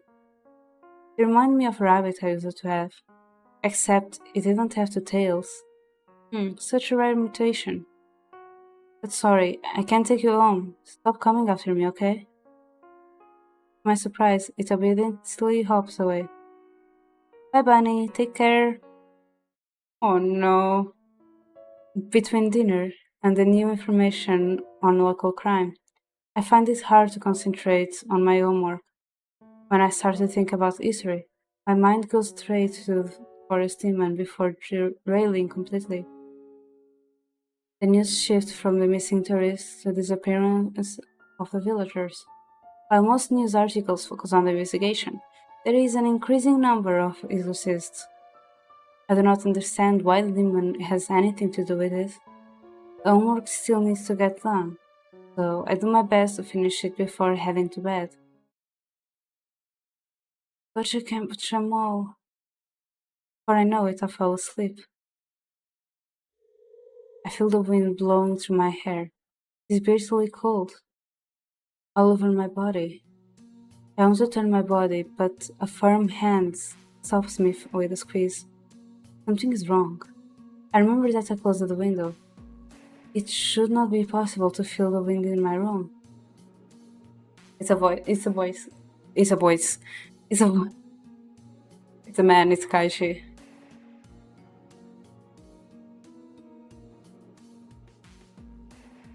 Oh, damn, I thought you were asleep. I took the chance to stretch. A deep voice startles my eyes open. As the numbness of my sleep slowly dissipates, I realize that I'm being held aloft in someone's arms. I shove my bangs from my face, but the wind whips my hair back. What is going on? Let me go! Don't squirm unless you want me to drop you. That's so crazy. Ignoring the warning, I scream around, but the man's grip on me is like steel. I cannot wiggle myself free. We are being carried like princess-like. My eyes are still blurry, but I can see the night sky above me filled with bright stars. Down below us, tiny lights are scattered across the darkness. Instantly, I realize they are houses and street lamps. Am I flying? Wait, what? I look up at the person who was holding me, but it is too dark to see. You're the kidnapper! I am being kidnapped! Oh my goodness! Take me back home or things won't end well for you. Could you shout any louder? I should have taped that annoying human mouth shut. I continue screaming at him. You're going to pay! Without thinking, I raise my fist to give him my best hit, and something like the scream of a firework sounds from below. The man carrying me loses his balance as a blindly ball of light rushes over our heads. We are nearly sent into a stomach-curdling spin, but he regains his momentum. What? Another flash of light barely misses us, then another and another. Damn you, Forrest Ogre. We manage to dodge a few more attacks, but it is not long before one of them grazes the man's arm. He grunts in pain, shuddering until his grip on me gives way completely. My heart skips when I glance at the ground below. Wait, he drops me. I desperately cling onto him, but my hand slide down what feels like a shirt until there is nothing but hair against my fingers. What the heck? Gross. No, hair, like breathing hair. Oh, okay. The last I see of my kidnapper is a massive silhouette of his wings against the sky. My stomach seems to turn upside down as I fall, rapidly approaching the lake below. I hit the water with a painful splash, and a moment later, I sink like a rock. Speaking of luck, pain travels through my entire body, but I push myself to swim to the surface, then crawl out of the water. The lake was deep enough to soften my fall, but I'm sure my body is bruised all over. I drop onto the grass and gasp for breath. My wet clothes stick to my skin, but it is not cold. Adrenaline pumps through my veins, making my arms and legs tingle. I try to put together what just happened. Wow, that could have been my hand. I can't believe I got out alive. That jerk just dropped me mid-air. Who was that guy who carried me? Did he have wings? I close my eyes as exhaustion starts to settle in. The grass feels very nice. No, I can't stay here. I need to move on. The kidnapper might have come back for me. Before I even catch my breath, I suddenly lift up by two strong arms and thrown over a broad shoulder. The second I see a long crimson braid, I recognize who it is. Zaikun? Can't sleep here. We need to go. Yeah. What? Whoa! Holding me tightly, Zaikun dashes through the dark forest. Even with weight on his shoulder, he moves incredibly fast, like a blade cutting through the water. I can barely see where I am going, but it is no use to complain. I try to ask Zaikun where are we heading, but I doubt he can hear me with the wind brushing past us. I cannot see anything in this darkness, but I will not be surprised if we end up at the other side of the forest as we this pit. After a while, Zaikun stops and roughly puts me down. Stumbling on my feet, I try to find my balance. Despite being lightheaded, I can make out that we are in a cave. What were we running for? You were being chased by a Shinigami. It takes a few seconds for me to approach his words. Shinigami are also known as dead gods in myths. Their existence is like a bedtime story, but Zaikun is not the sort of person to joke about such things. The one who kidnapped me was a Shinigami? It's so slow. At any rate, we'll be safe here for now. Why would a Shinigami kidnap me? If my time was up, he could simply brought me a message. Thanks for saving me.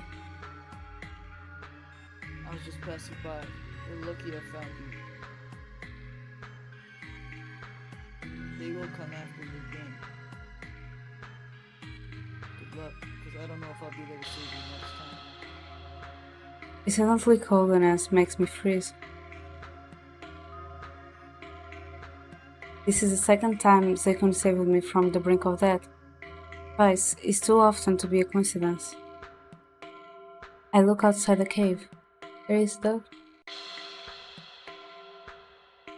Oh my god. I need to move. I need to get up and move a little bit because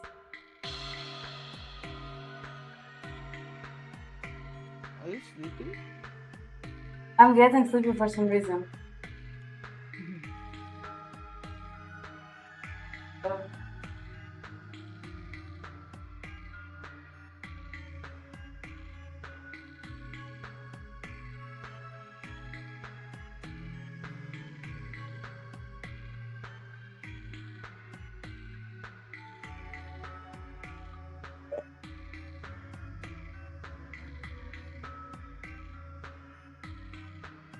The thing is, I don't even know why. Last time I played this game, I was like totally fine.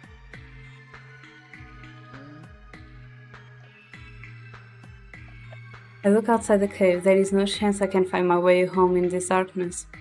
I do not even know where Zaikun has taken us. Hey, you should lead me out of this forest. I don't know the way home.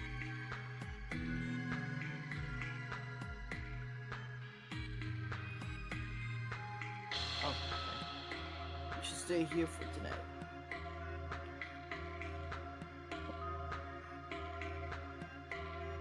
But If you'd rather jump into the Shinigami's arms, be my guest. Zekun leaves me no choice.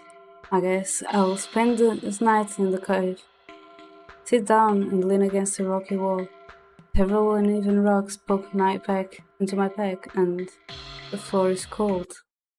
Suddenly, warmth covers my body as Zekun lends me Zawari. Aren't you cold?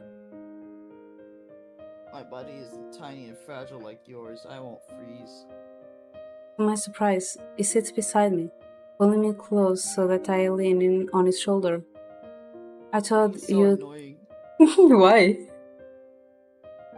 He's such a tsundere.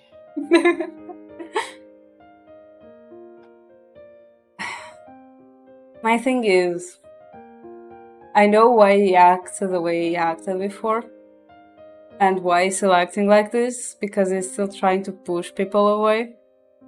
Because his grandmother kind of went a little bit crazy, because like Oh.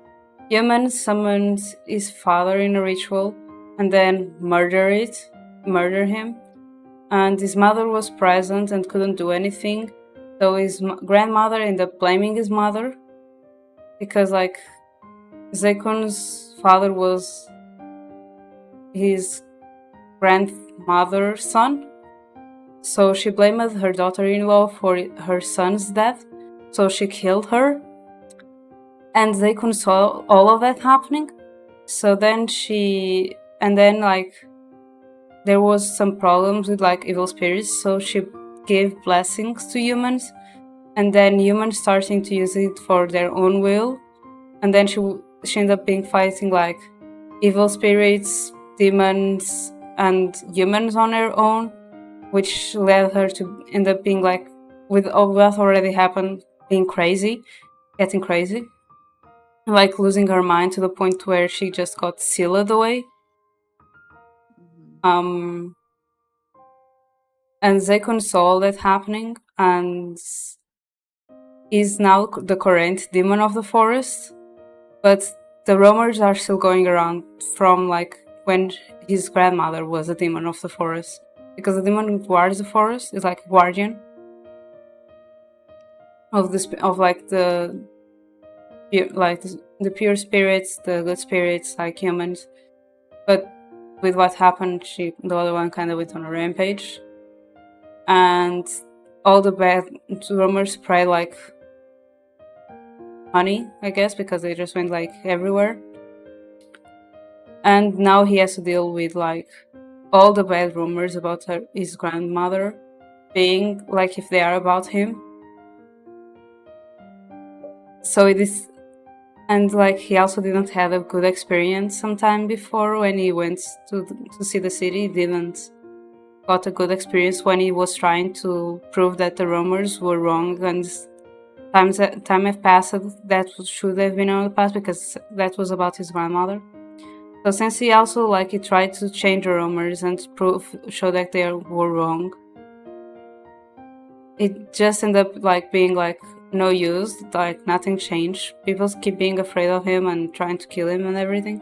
So he just decided to accept the rumors and isolate himself from the world. I see.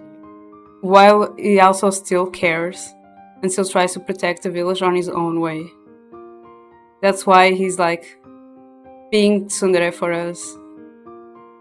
Because like he cares. That's why he's saying for us to not get involved or we might die since the beginning.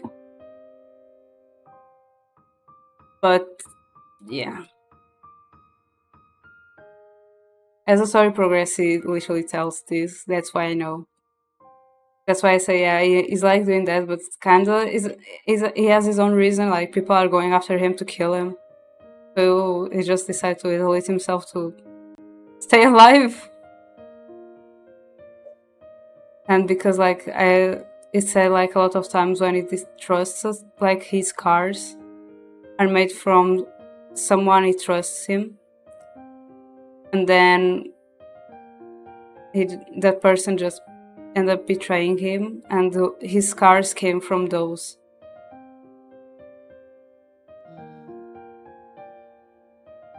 So yeah.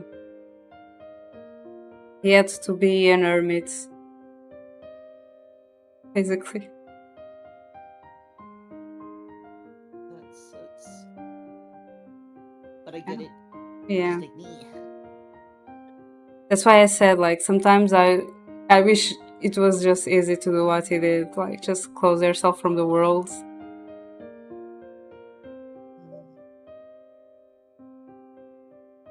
I thought you would leave me alone here. Zekon only answers me with silence. His words contradict with his actions.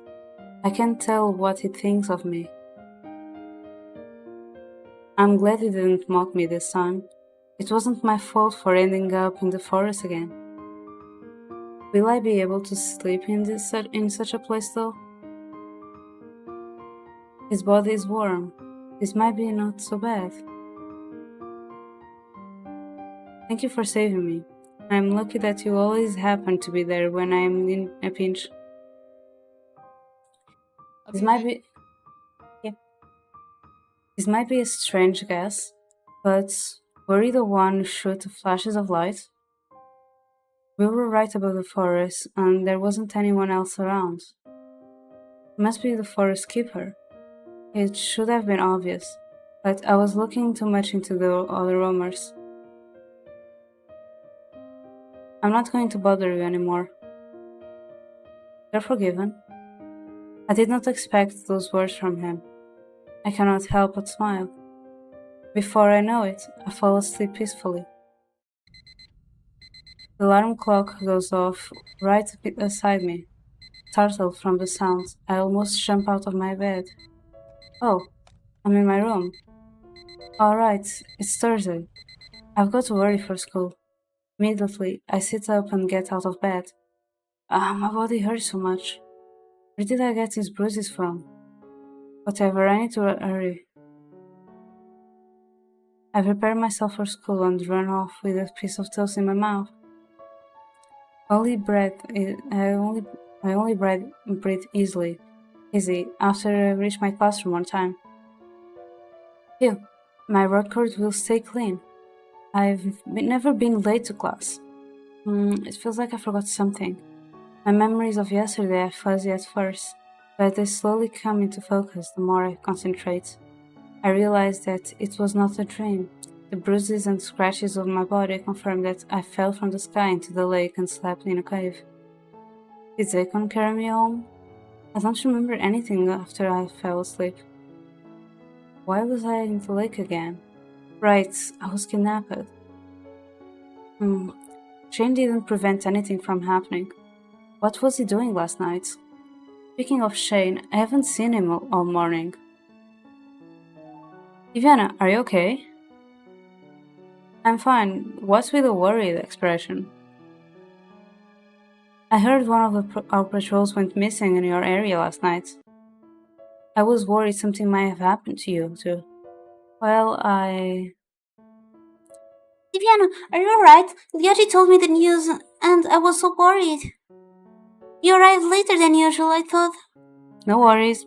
Totally alive and kicking, you see? Oh, my arm. Your arm? I just bumped into something and bruised it. My poor little girl. It is a bad excuse. I'm surprised my friends actually believe him.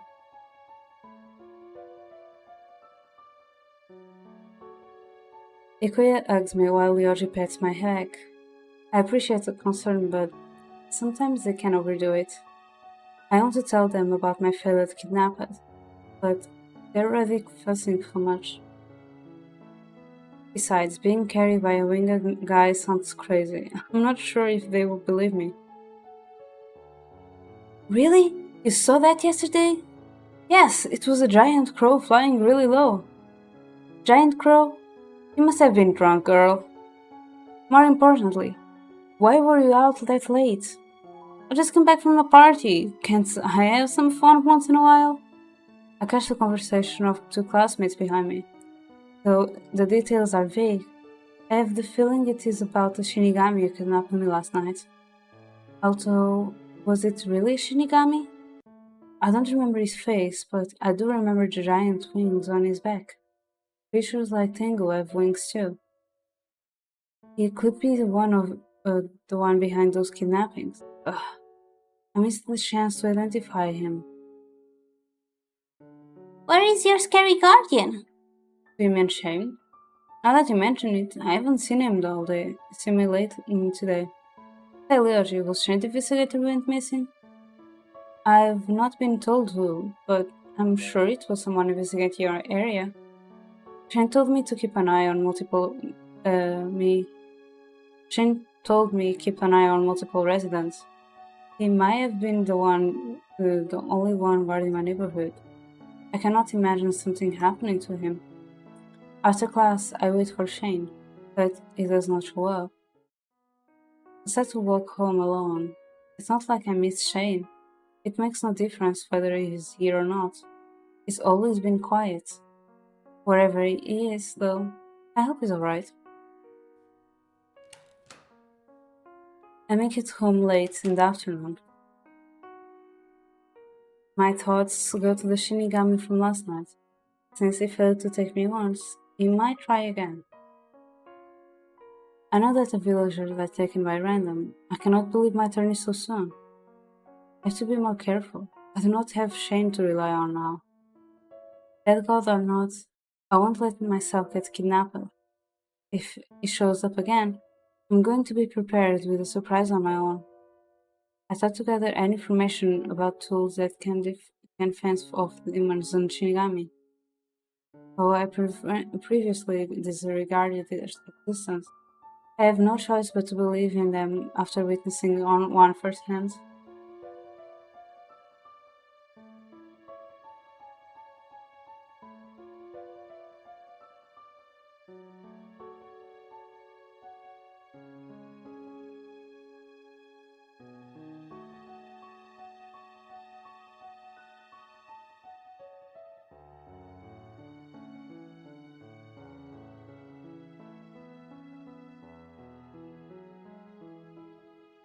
I fish through my mom's old jewelry box and find a necklace with a polished jade pendant.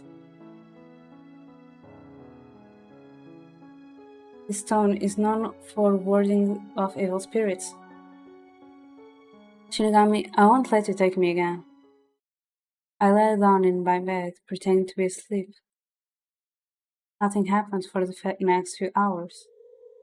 I usually fall asleep quite quickly, but the thought of being kidnapped is all I need to stay awake.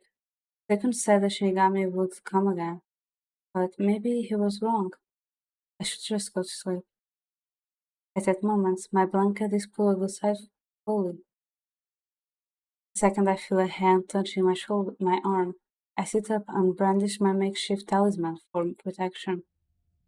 A blond guy stands near my bed, his eyes gleaming back at me in the dark mischief of a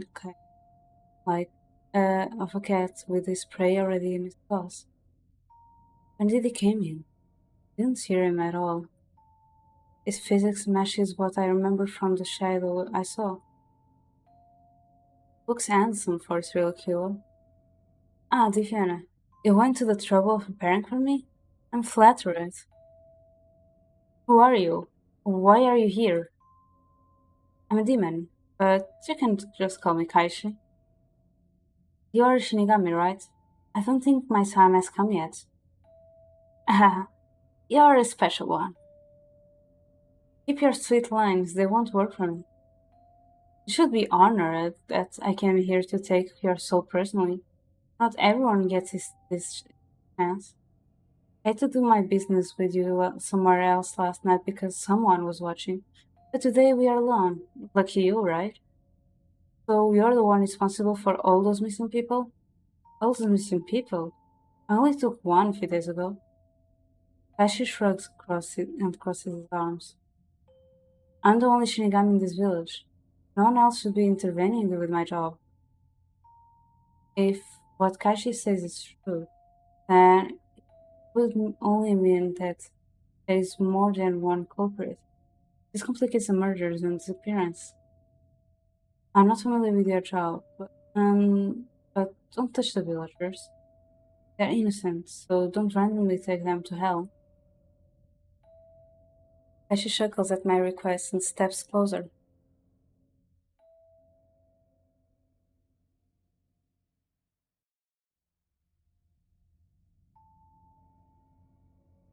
Adorable. I'm almost tempted to listen. He lowers his voice into a honeyed murmur, even as his eyes start to glow red. When he tries to make a move, I swing my arm and hit him. He catches me by the wrist, keeping me in place as he leans toward me.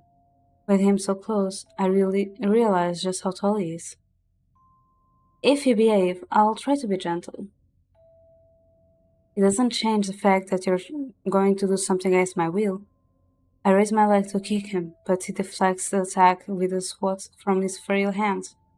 No matter how hard I try to tug myself away. His grip does not budge. It is for your own good. What have I done wrong? It's not about doing wrong.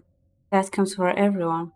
Just believe me when I say this is better than the many alternatives in store for you. I value my life. Give up on convincing me. His hands tighten painfully on my wrists as he leans close enough for me to feel his breath. I take the collar of my pajamas down to reveal the jade pendant. Oh my god.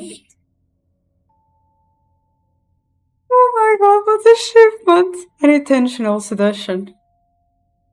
Kashi glances down at my bust with a raised brow, amused. Are you trying to ward me off, or... Seeing that it has no effect, I feel really embarrassed. At that moment, the door of my room bangs open and someone rushes inside. I cannot even turn my head before a gunshot shatters the air. Kashi immediately lets me go and steps back, a dark hole in his arm. Oddly, he's not bleeding. Shane stands between us before either of us can react. Shane, wait, he is... Questions later. Ah, the bodyguard is back. Kashi's shoulders shake with silent laughter. I'll come back soon another time. I don't feel like dealing with you now. Shane launches another shot, but within a second, Kashi vanished in black smoke, leaving no trace behind. Coward, running away without a fight. Shane lets out a disappointing sigh, hiding his gun under his jacket. What's wrong with you? You fired at him when I was only a winch away.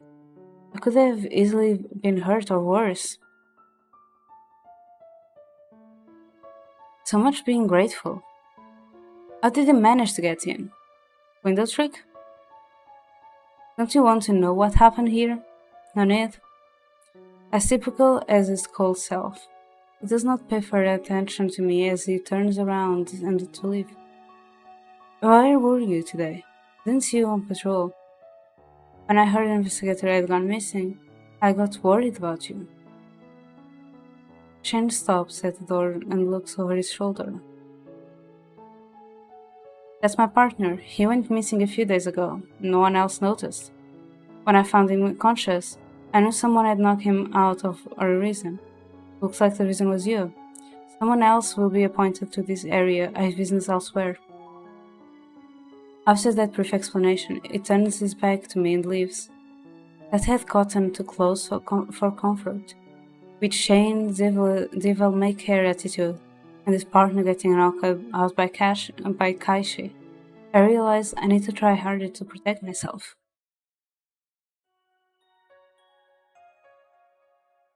A week has passed by. Like Shane had said, a new investigator was assigned to guard my neighborhood.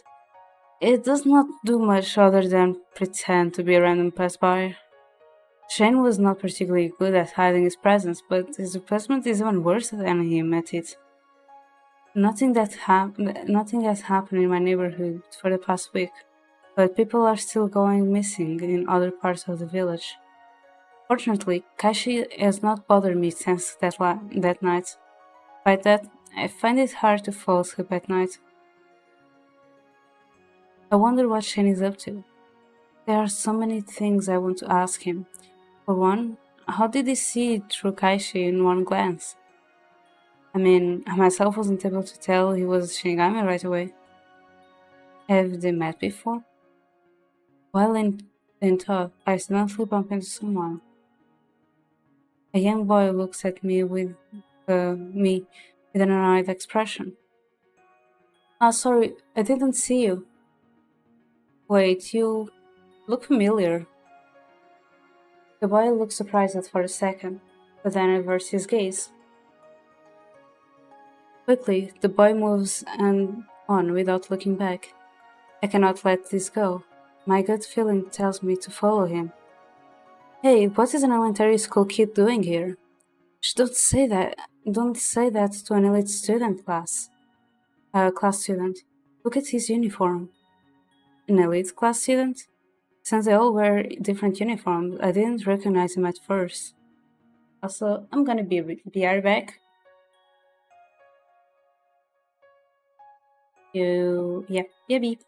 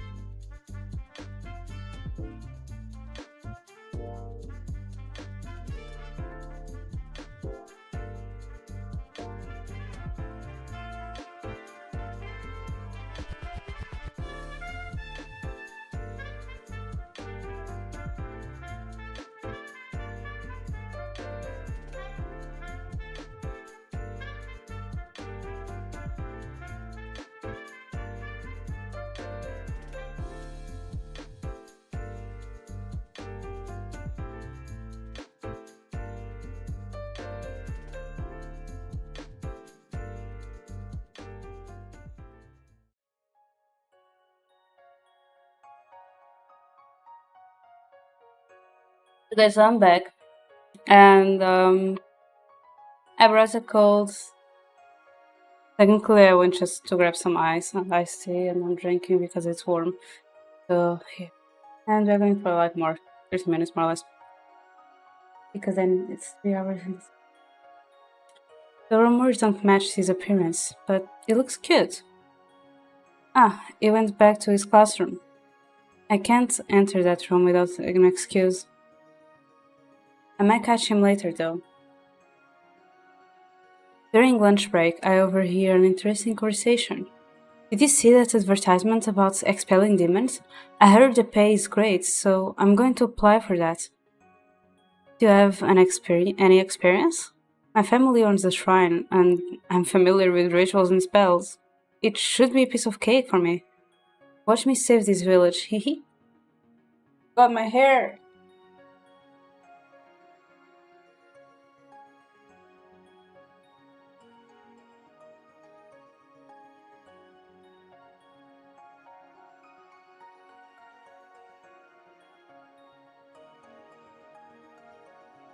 What if the demon isn't behind those missing people? While chewing on a piece of bread, I glanced at two nearby students. The police haven't found any clues in weeks. This has to be work of a demon. Nobody has ever seen it. What would have what would make you so special? But I saw something strange moving through the forest yesterday. It had huge horns and made loud noises. Are you sure it wasn't a deer or something? You are making me sound like a fool. Unless you have proof. I can't help it. My classmates are too focused on rumors. My theory is that someone is using the rumors as a cover. Hi, Diviana. There you are, Ikuya. Where's Lyoji? Leosh is busy with his president duties. I don't think he'll join us for lunch.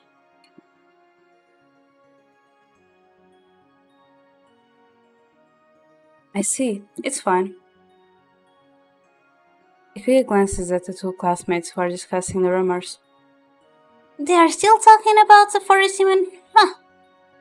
I know, right? They shifted all the blame on it. What if it decided to leave the forest and become a village demon?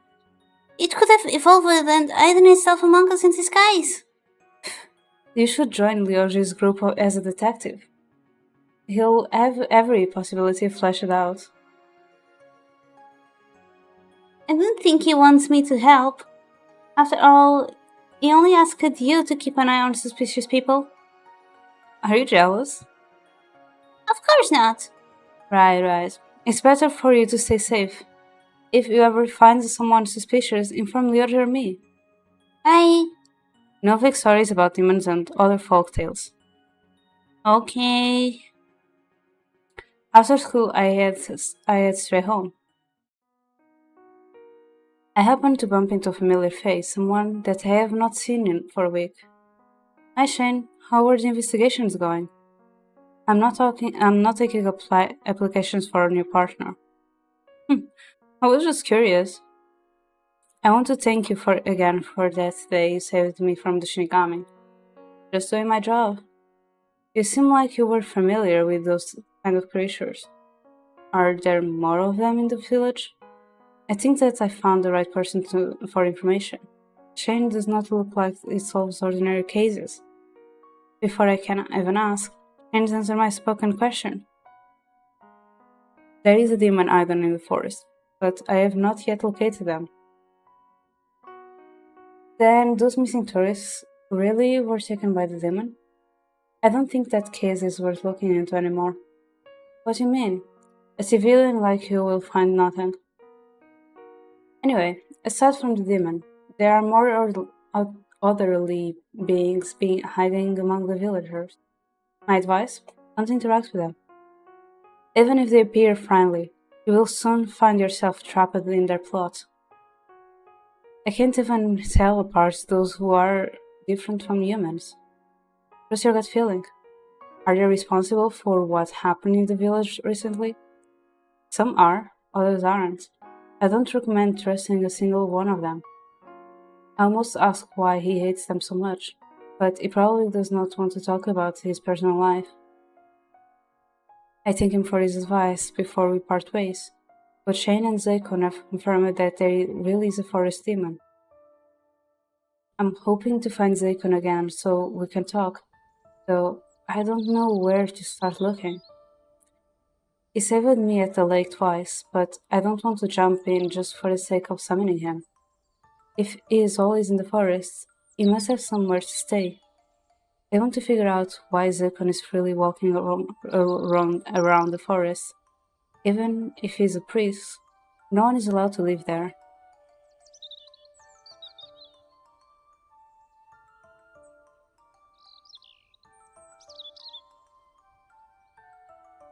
I follow the path that we took during our field trip. The environment looks peaceful like usual. The sound of chirping birds surrounds me, and I even catch a sight of a fawn. I do not see anything unusual. I hear voices near me.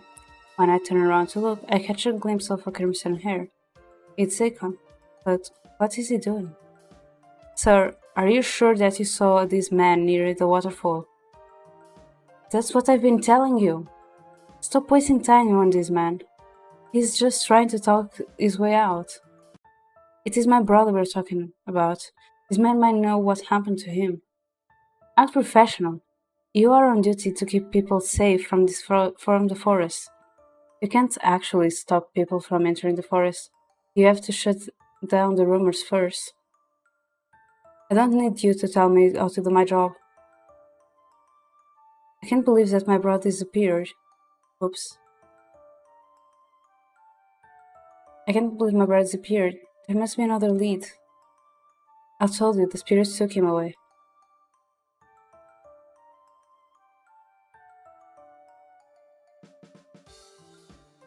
I'm done with this nonsense. Let's arrest him for trespassing.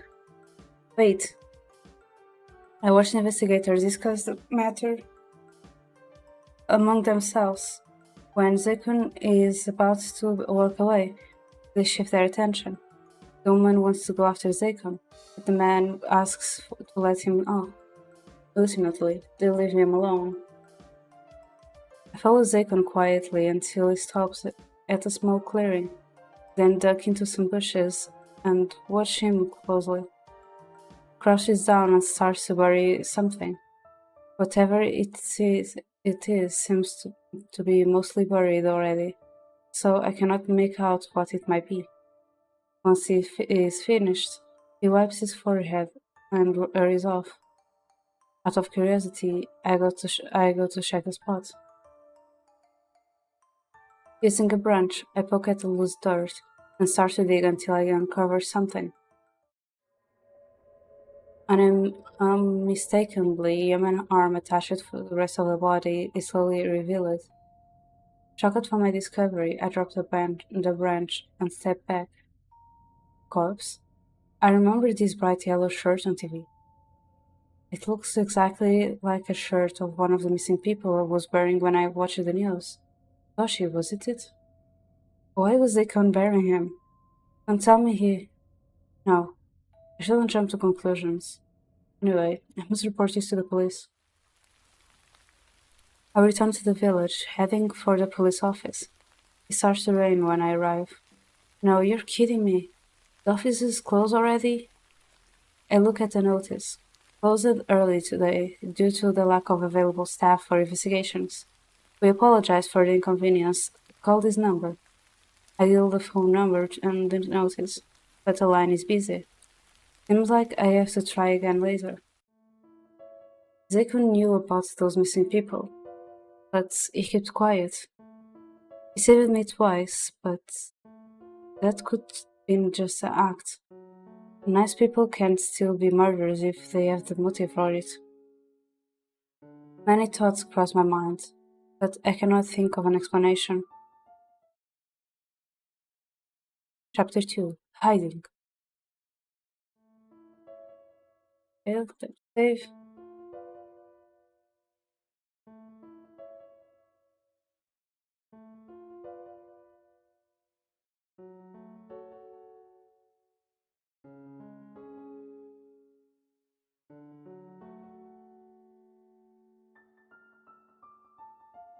I called Yoshi the next day to ask about why the police office was closed early.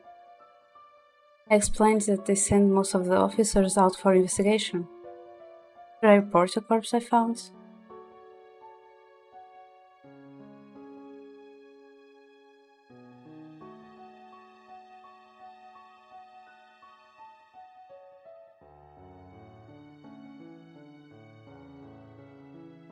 I think stay quiet is the wrong one, if I remember correctly, yeah.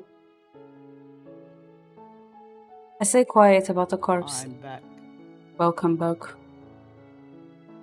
I used the bathroom. I hope you are more relieved now. I have lunch. Enjoy your lunch. What are you eating? You think that? I can't voice anymore though. I'm just gonna chill. Okay, don't worry. I'm already glad you are joining somehow. I stay quiet about the corpse. The investigators will probably wonder about why I was there in the first place. By the way, they found the corpse in the forest. If you've been watching the news, you might remember Anito Shikiro. Like previous cases, the time and cause of death is unknown, but it's different this time. Before, victims become severely disfigured before their disposal, but there's not even a trace of violence on him. He was completely recognizable. Don't you think this is strange? The pattern is breaking. Oh. Is something wrong, Diviana? No, nothing. I'm just a bit concerned. Yeah, I understand how you feel. You should stay away from the forest for the time being. Got it. Good luck with the investigations. I hope your dad is not overworking himself with all those reports. He's doing fine. Thanks for worrying. Take care of yourself too. See you at the library. I have many questions I want to ask Zekon, but the forest has been sealed off for investigation. What I saw yesterday still bothers me. I should not jump to conclusions yet, but it seems obvious that Zekon did hide a corpse. Why would he bury a body instead of telling the police? Is it some weird priest tradition or... But if he really is a murderer, why does he keep saving me?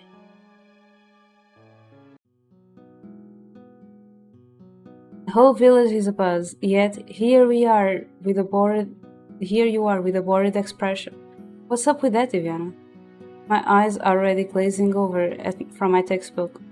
Teleology is a welcome distraction. In reply, I say...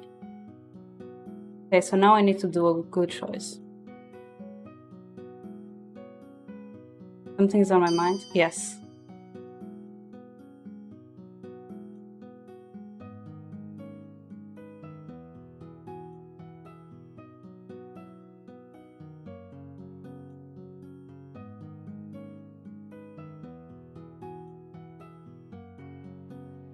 Something is on my mind, but I don't think anyone will listen to me. Tell me, you've got my full attention. I have a few theories about possible suspects, but I need to find more evidence. Care to share? Well, I need more proof before I start accusing people randomly. But I will let you know when I've done more research. I see, and information about the murders is appreciated. By the way, those missing people turned up. Most were found already dead. How did they end up in the forest? I don't know, but they're sure to find out soon. Now that the bodies have been discovered, it's only a matter of time before they uncover enough clues to reveal the perpetrator. I had a gut feeling, but the forest had something to do with the cases. Thanks for sharing this information with me. Don't overwork yourself, Leoji. I can handle it. Leoji takes a seat next to me, pulling some homework from his book bag. I return to my book, noticing an interesting passage. There is an abandoned temple somewhere close to the village. I've never heard of it before, but maybe I can find out more about the demon. This book doesn't go much into detail. I should do more research about this temple. Leoji, do you know something about a temple in this village? Which one? Oh, I know of one. Most members of the occult club are part of the Night Temple. A kid jumps out from the shadows. It seems like she has been listening to our conversation.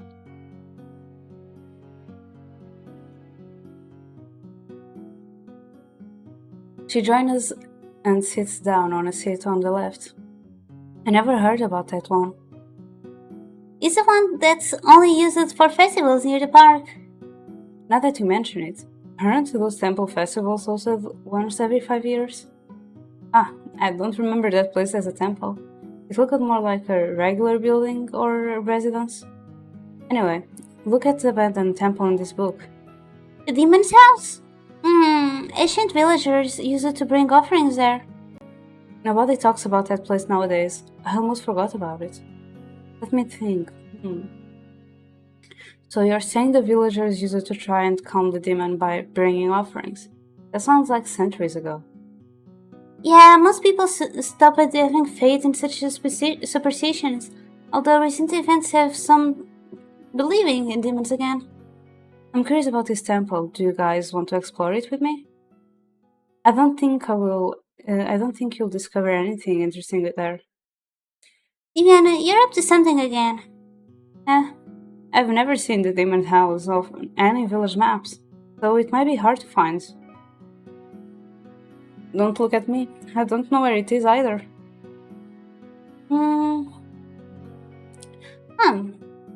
I make it a point to avoid knowing where creepy places are. I'm a bit disappointed, but none of my friends are willing to help if I want to look deeper into it. I appreciate Leo's warning, but I'm worried about Zakon. After class is over, I try my luck at the forest one more time. I want to talk with him if he has not already been caught.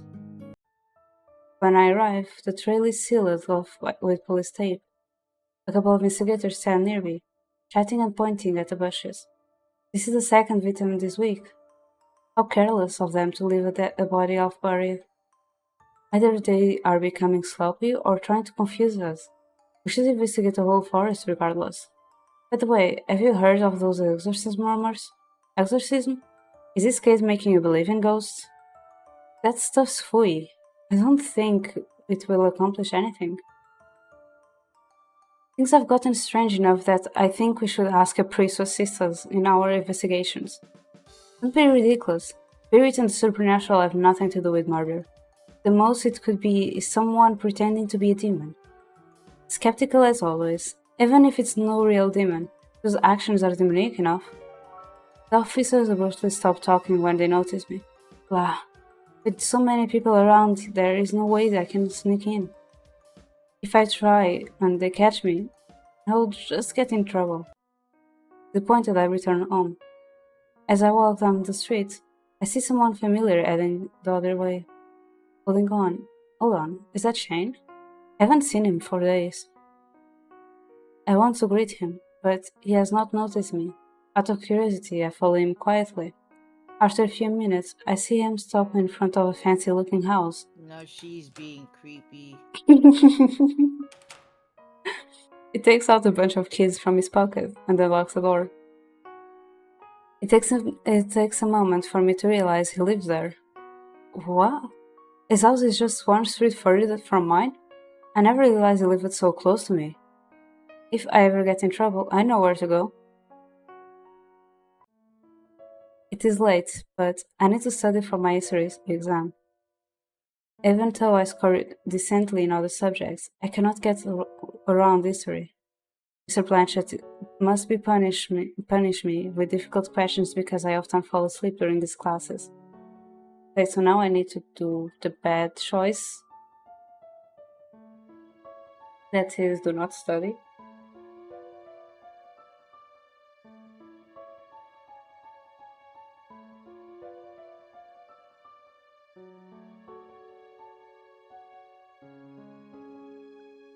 Since I have never lost Leoji, I'm confident that I don't need to study. I actually stayed awake during Mr. Blanchett's last lectures. I should be fine. With a sigh, I roll into bed and close my eyes. I feel dirt under my bare feet, slowly sucking me down. A crimson-haired man stands over me. and there I realize with dread that I hear him shoveling. No, don't! I'm still alive! Don't bury me, Zakon! I open my eyes and stare at the ceiling. My hands are clutching my sheets. This was just a nightmare, right? Zakon was about to bury me alive. The lingering image of his emotionless expression makes me shudder. You wouldn't, really? I'm probably thinking too much. Oh, Diviana, did you have a bad dream? Upon hearing a deep voice talk to me, I jolt out of bed and immediately stand up in a defensive position, turning my head to the sounds. Also, you weren't here, but we got an achievement called unintentional seduction Riz too strong. because we saw that Jade helps protecting from evil spirits. So we went to our mother's jewelry box and got a jade pendant. And when Kaishi appeared for like the second time, we instead of like we just like bringing the pendants up our clothes, we just decided to open our shirt to the point where you could see our boobs. Oh. And like the fact that, and then what appears on the text is just wait. I think I still have it here. If it's not by chapter, no, it's by chapter. Okay, but it just goes like so. It just goes by. It just looks at our bust, and then it just like starts being like, wait, what is happening? Is that was not my intention. I just wanted like to kill you.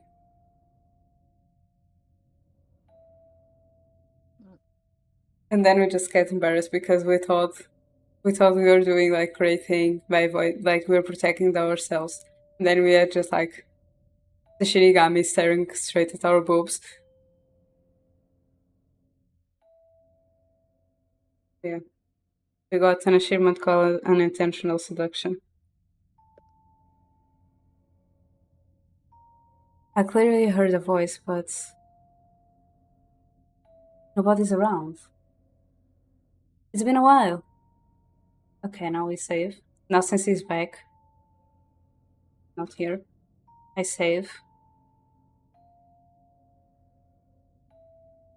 And we go raid someone. Because why not? ¿Por qué no? How do you say Porque why sí. not in Portuguese? Porque não. Oh, close enough. Yeah.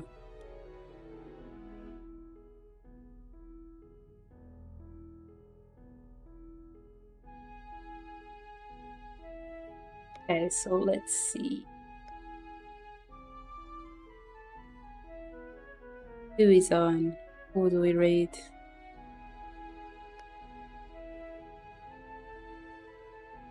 Might is so weird. I need to check that.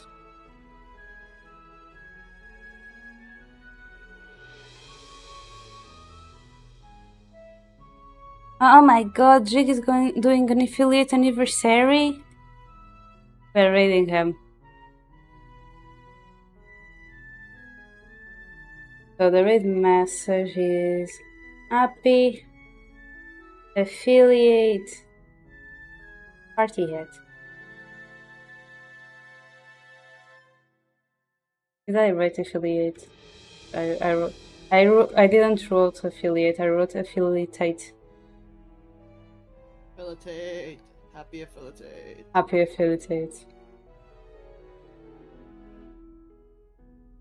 So we're raiding G. Raid. Also, everybody who has seen K-pop Demon Hunter says that I'm Zoe coded. Yep, he is. Yeah. Thank you so much, everyone who joined me today. Thank you, Leo, Aya, and Kurama for the gift subs, and Solid for the resub. Thank you, Aya, for being here and voicing and existing and talking to me. I appreciate you. I appreciate you as well. Follow Aya. No. Thank you so much to everyone joining today. I will be back tomorrow with Disney Dreamlight Valley at the same time as today. Aya, any plans for you? I've gotta play Peak on Sunday at 5 p.m. EST. Yeah, Thank you. check her. You have the link there. Click on it and follow. And then save it for Sunday. Thank you so much. Bye bye. Bye.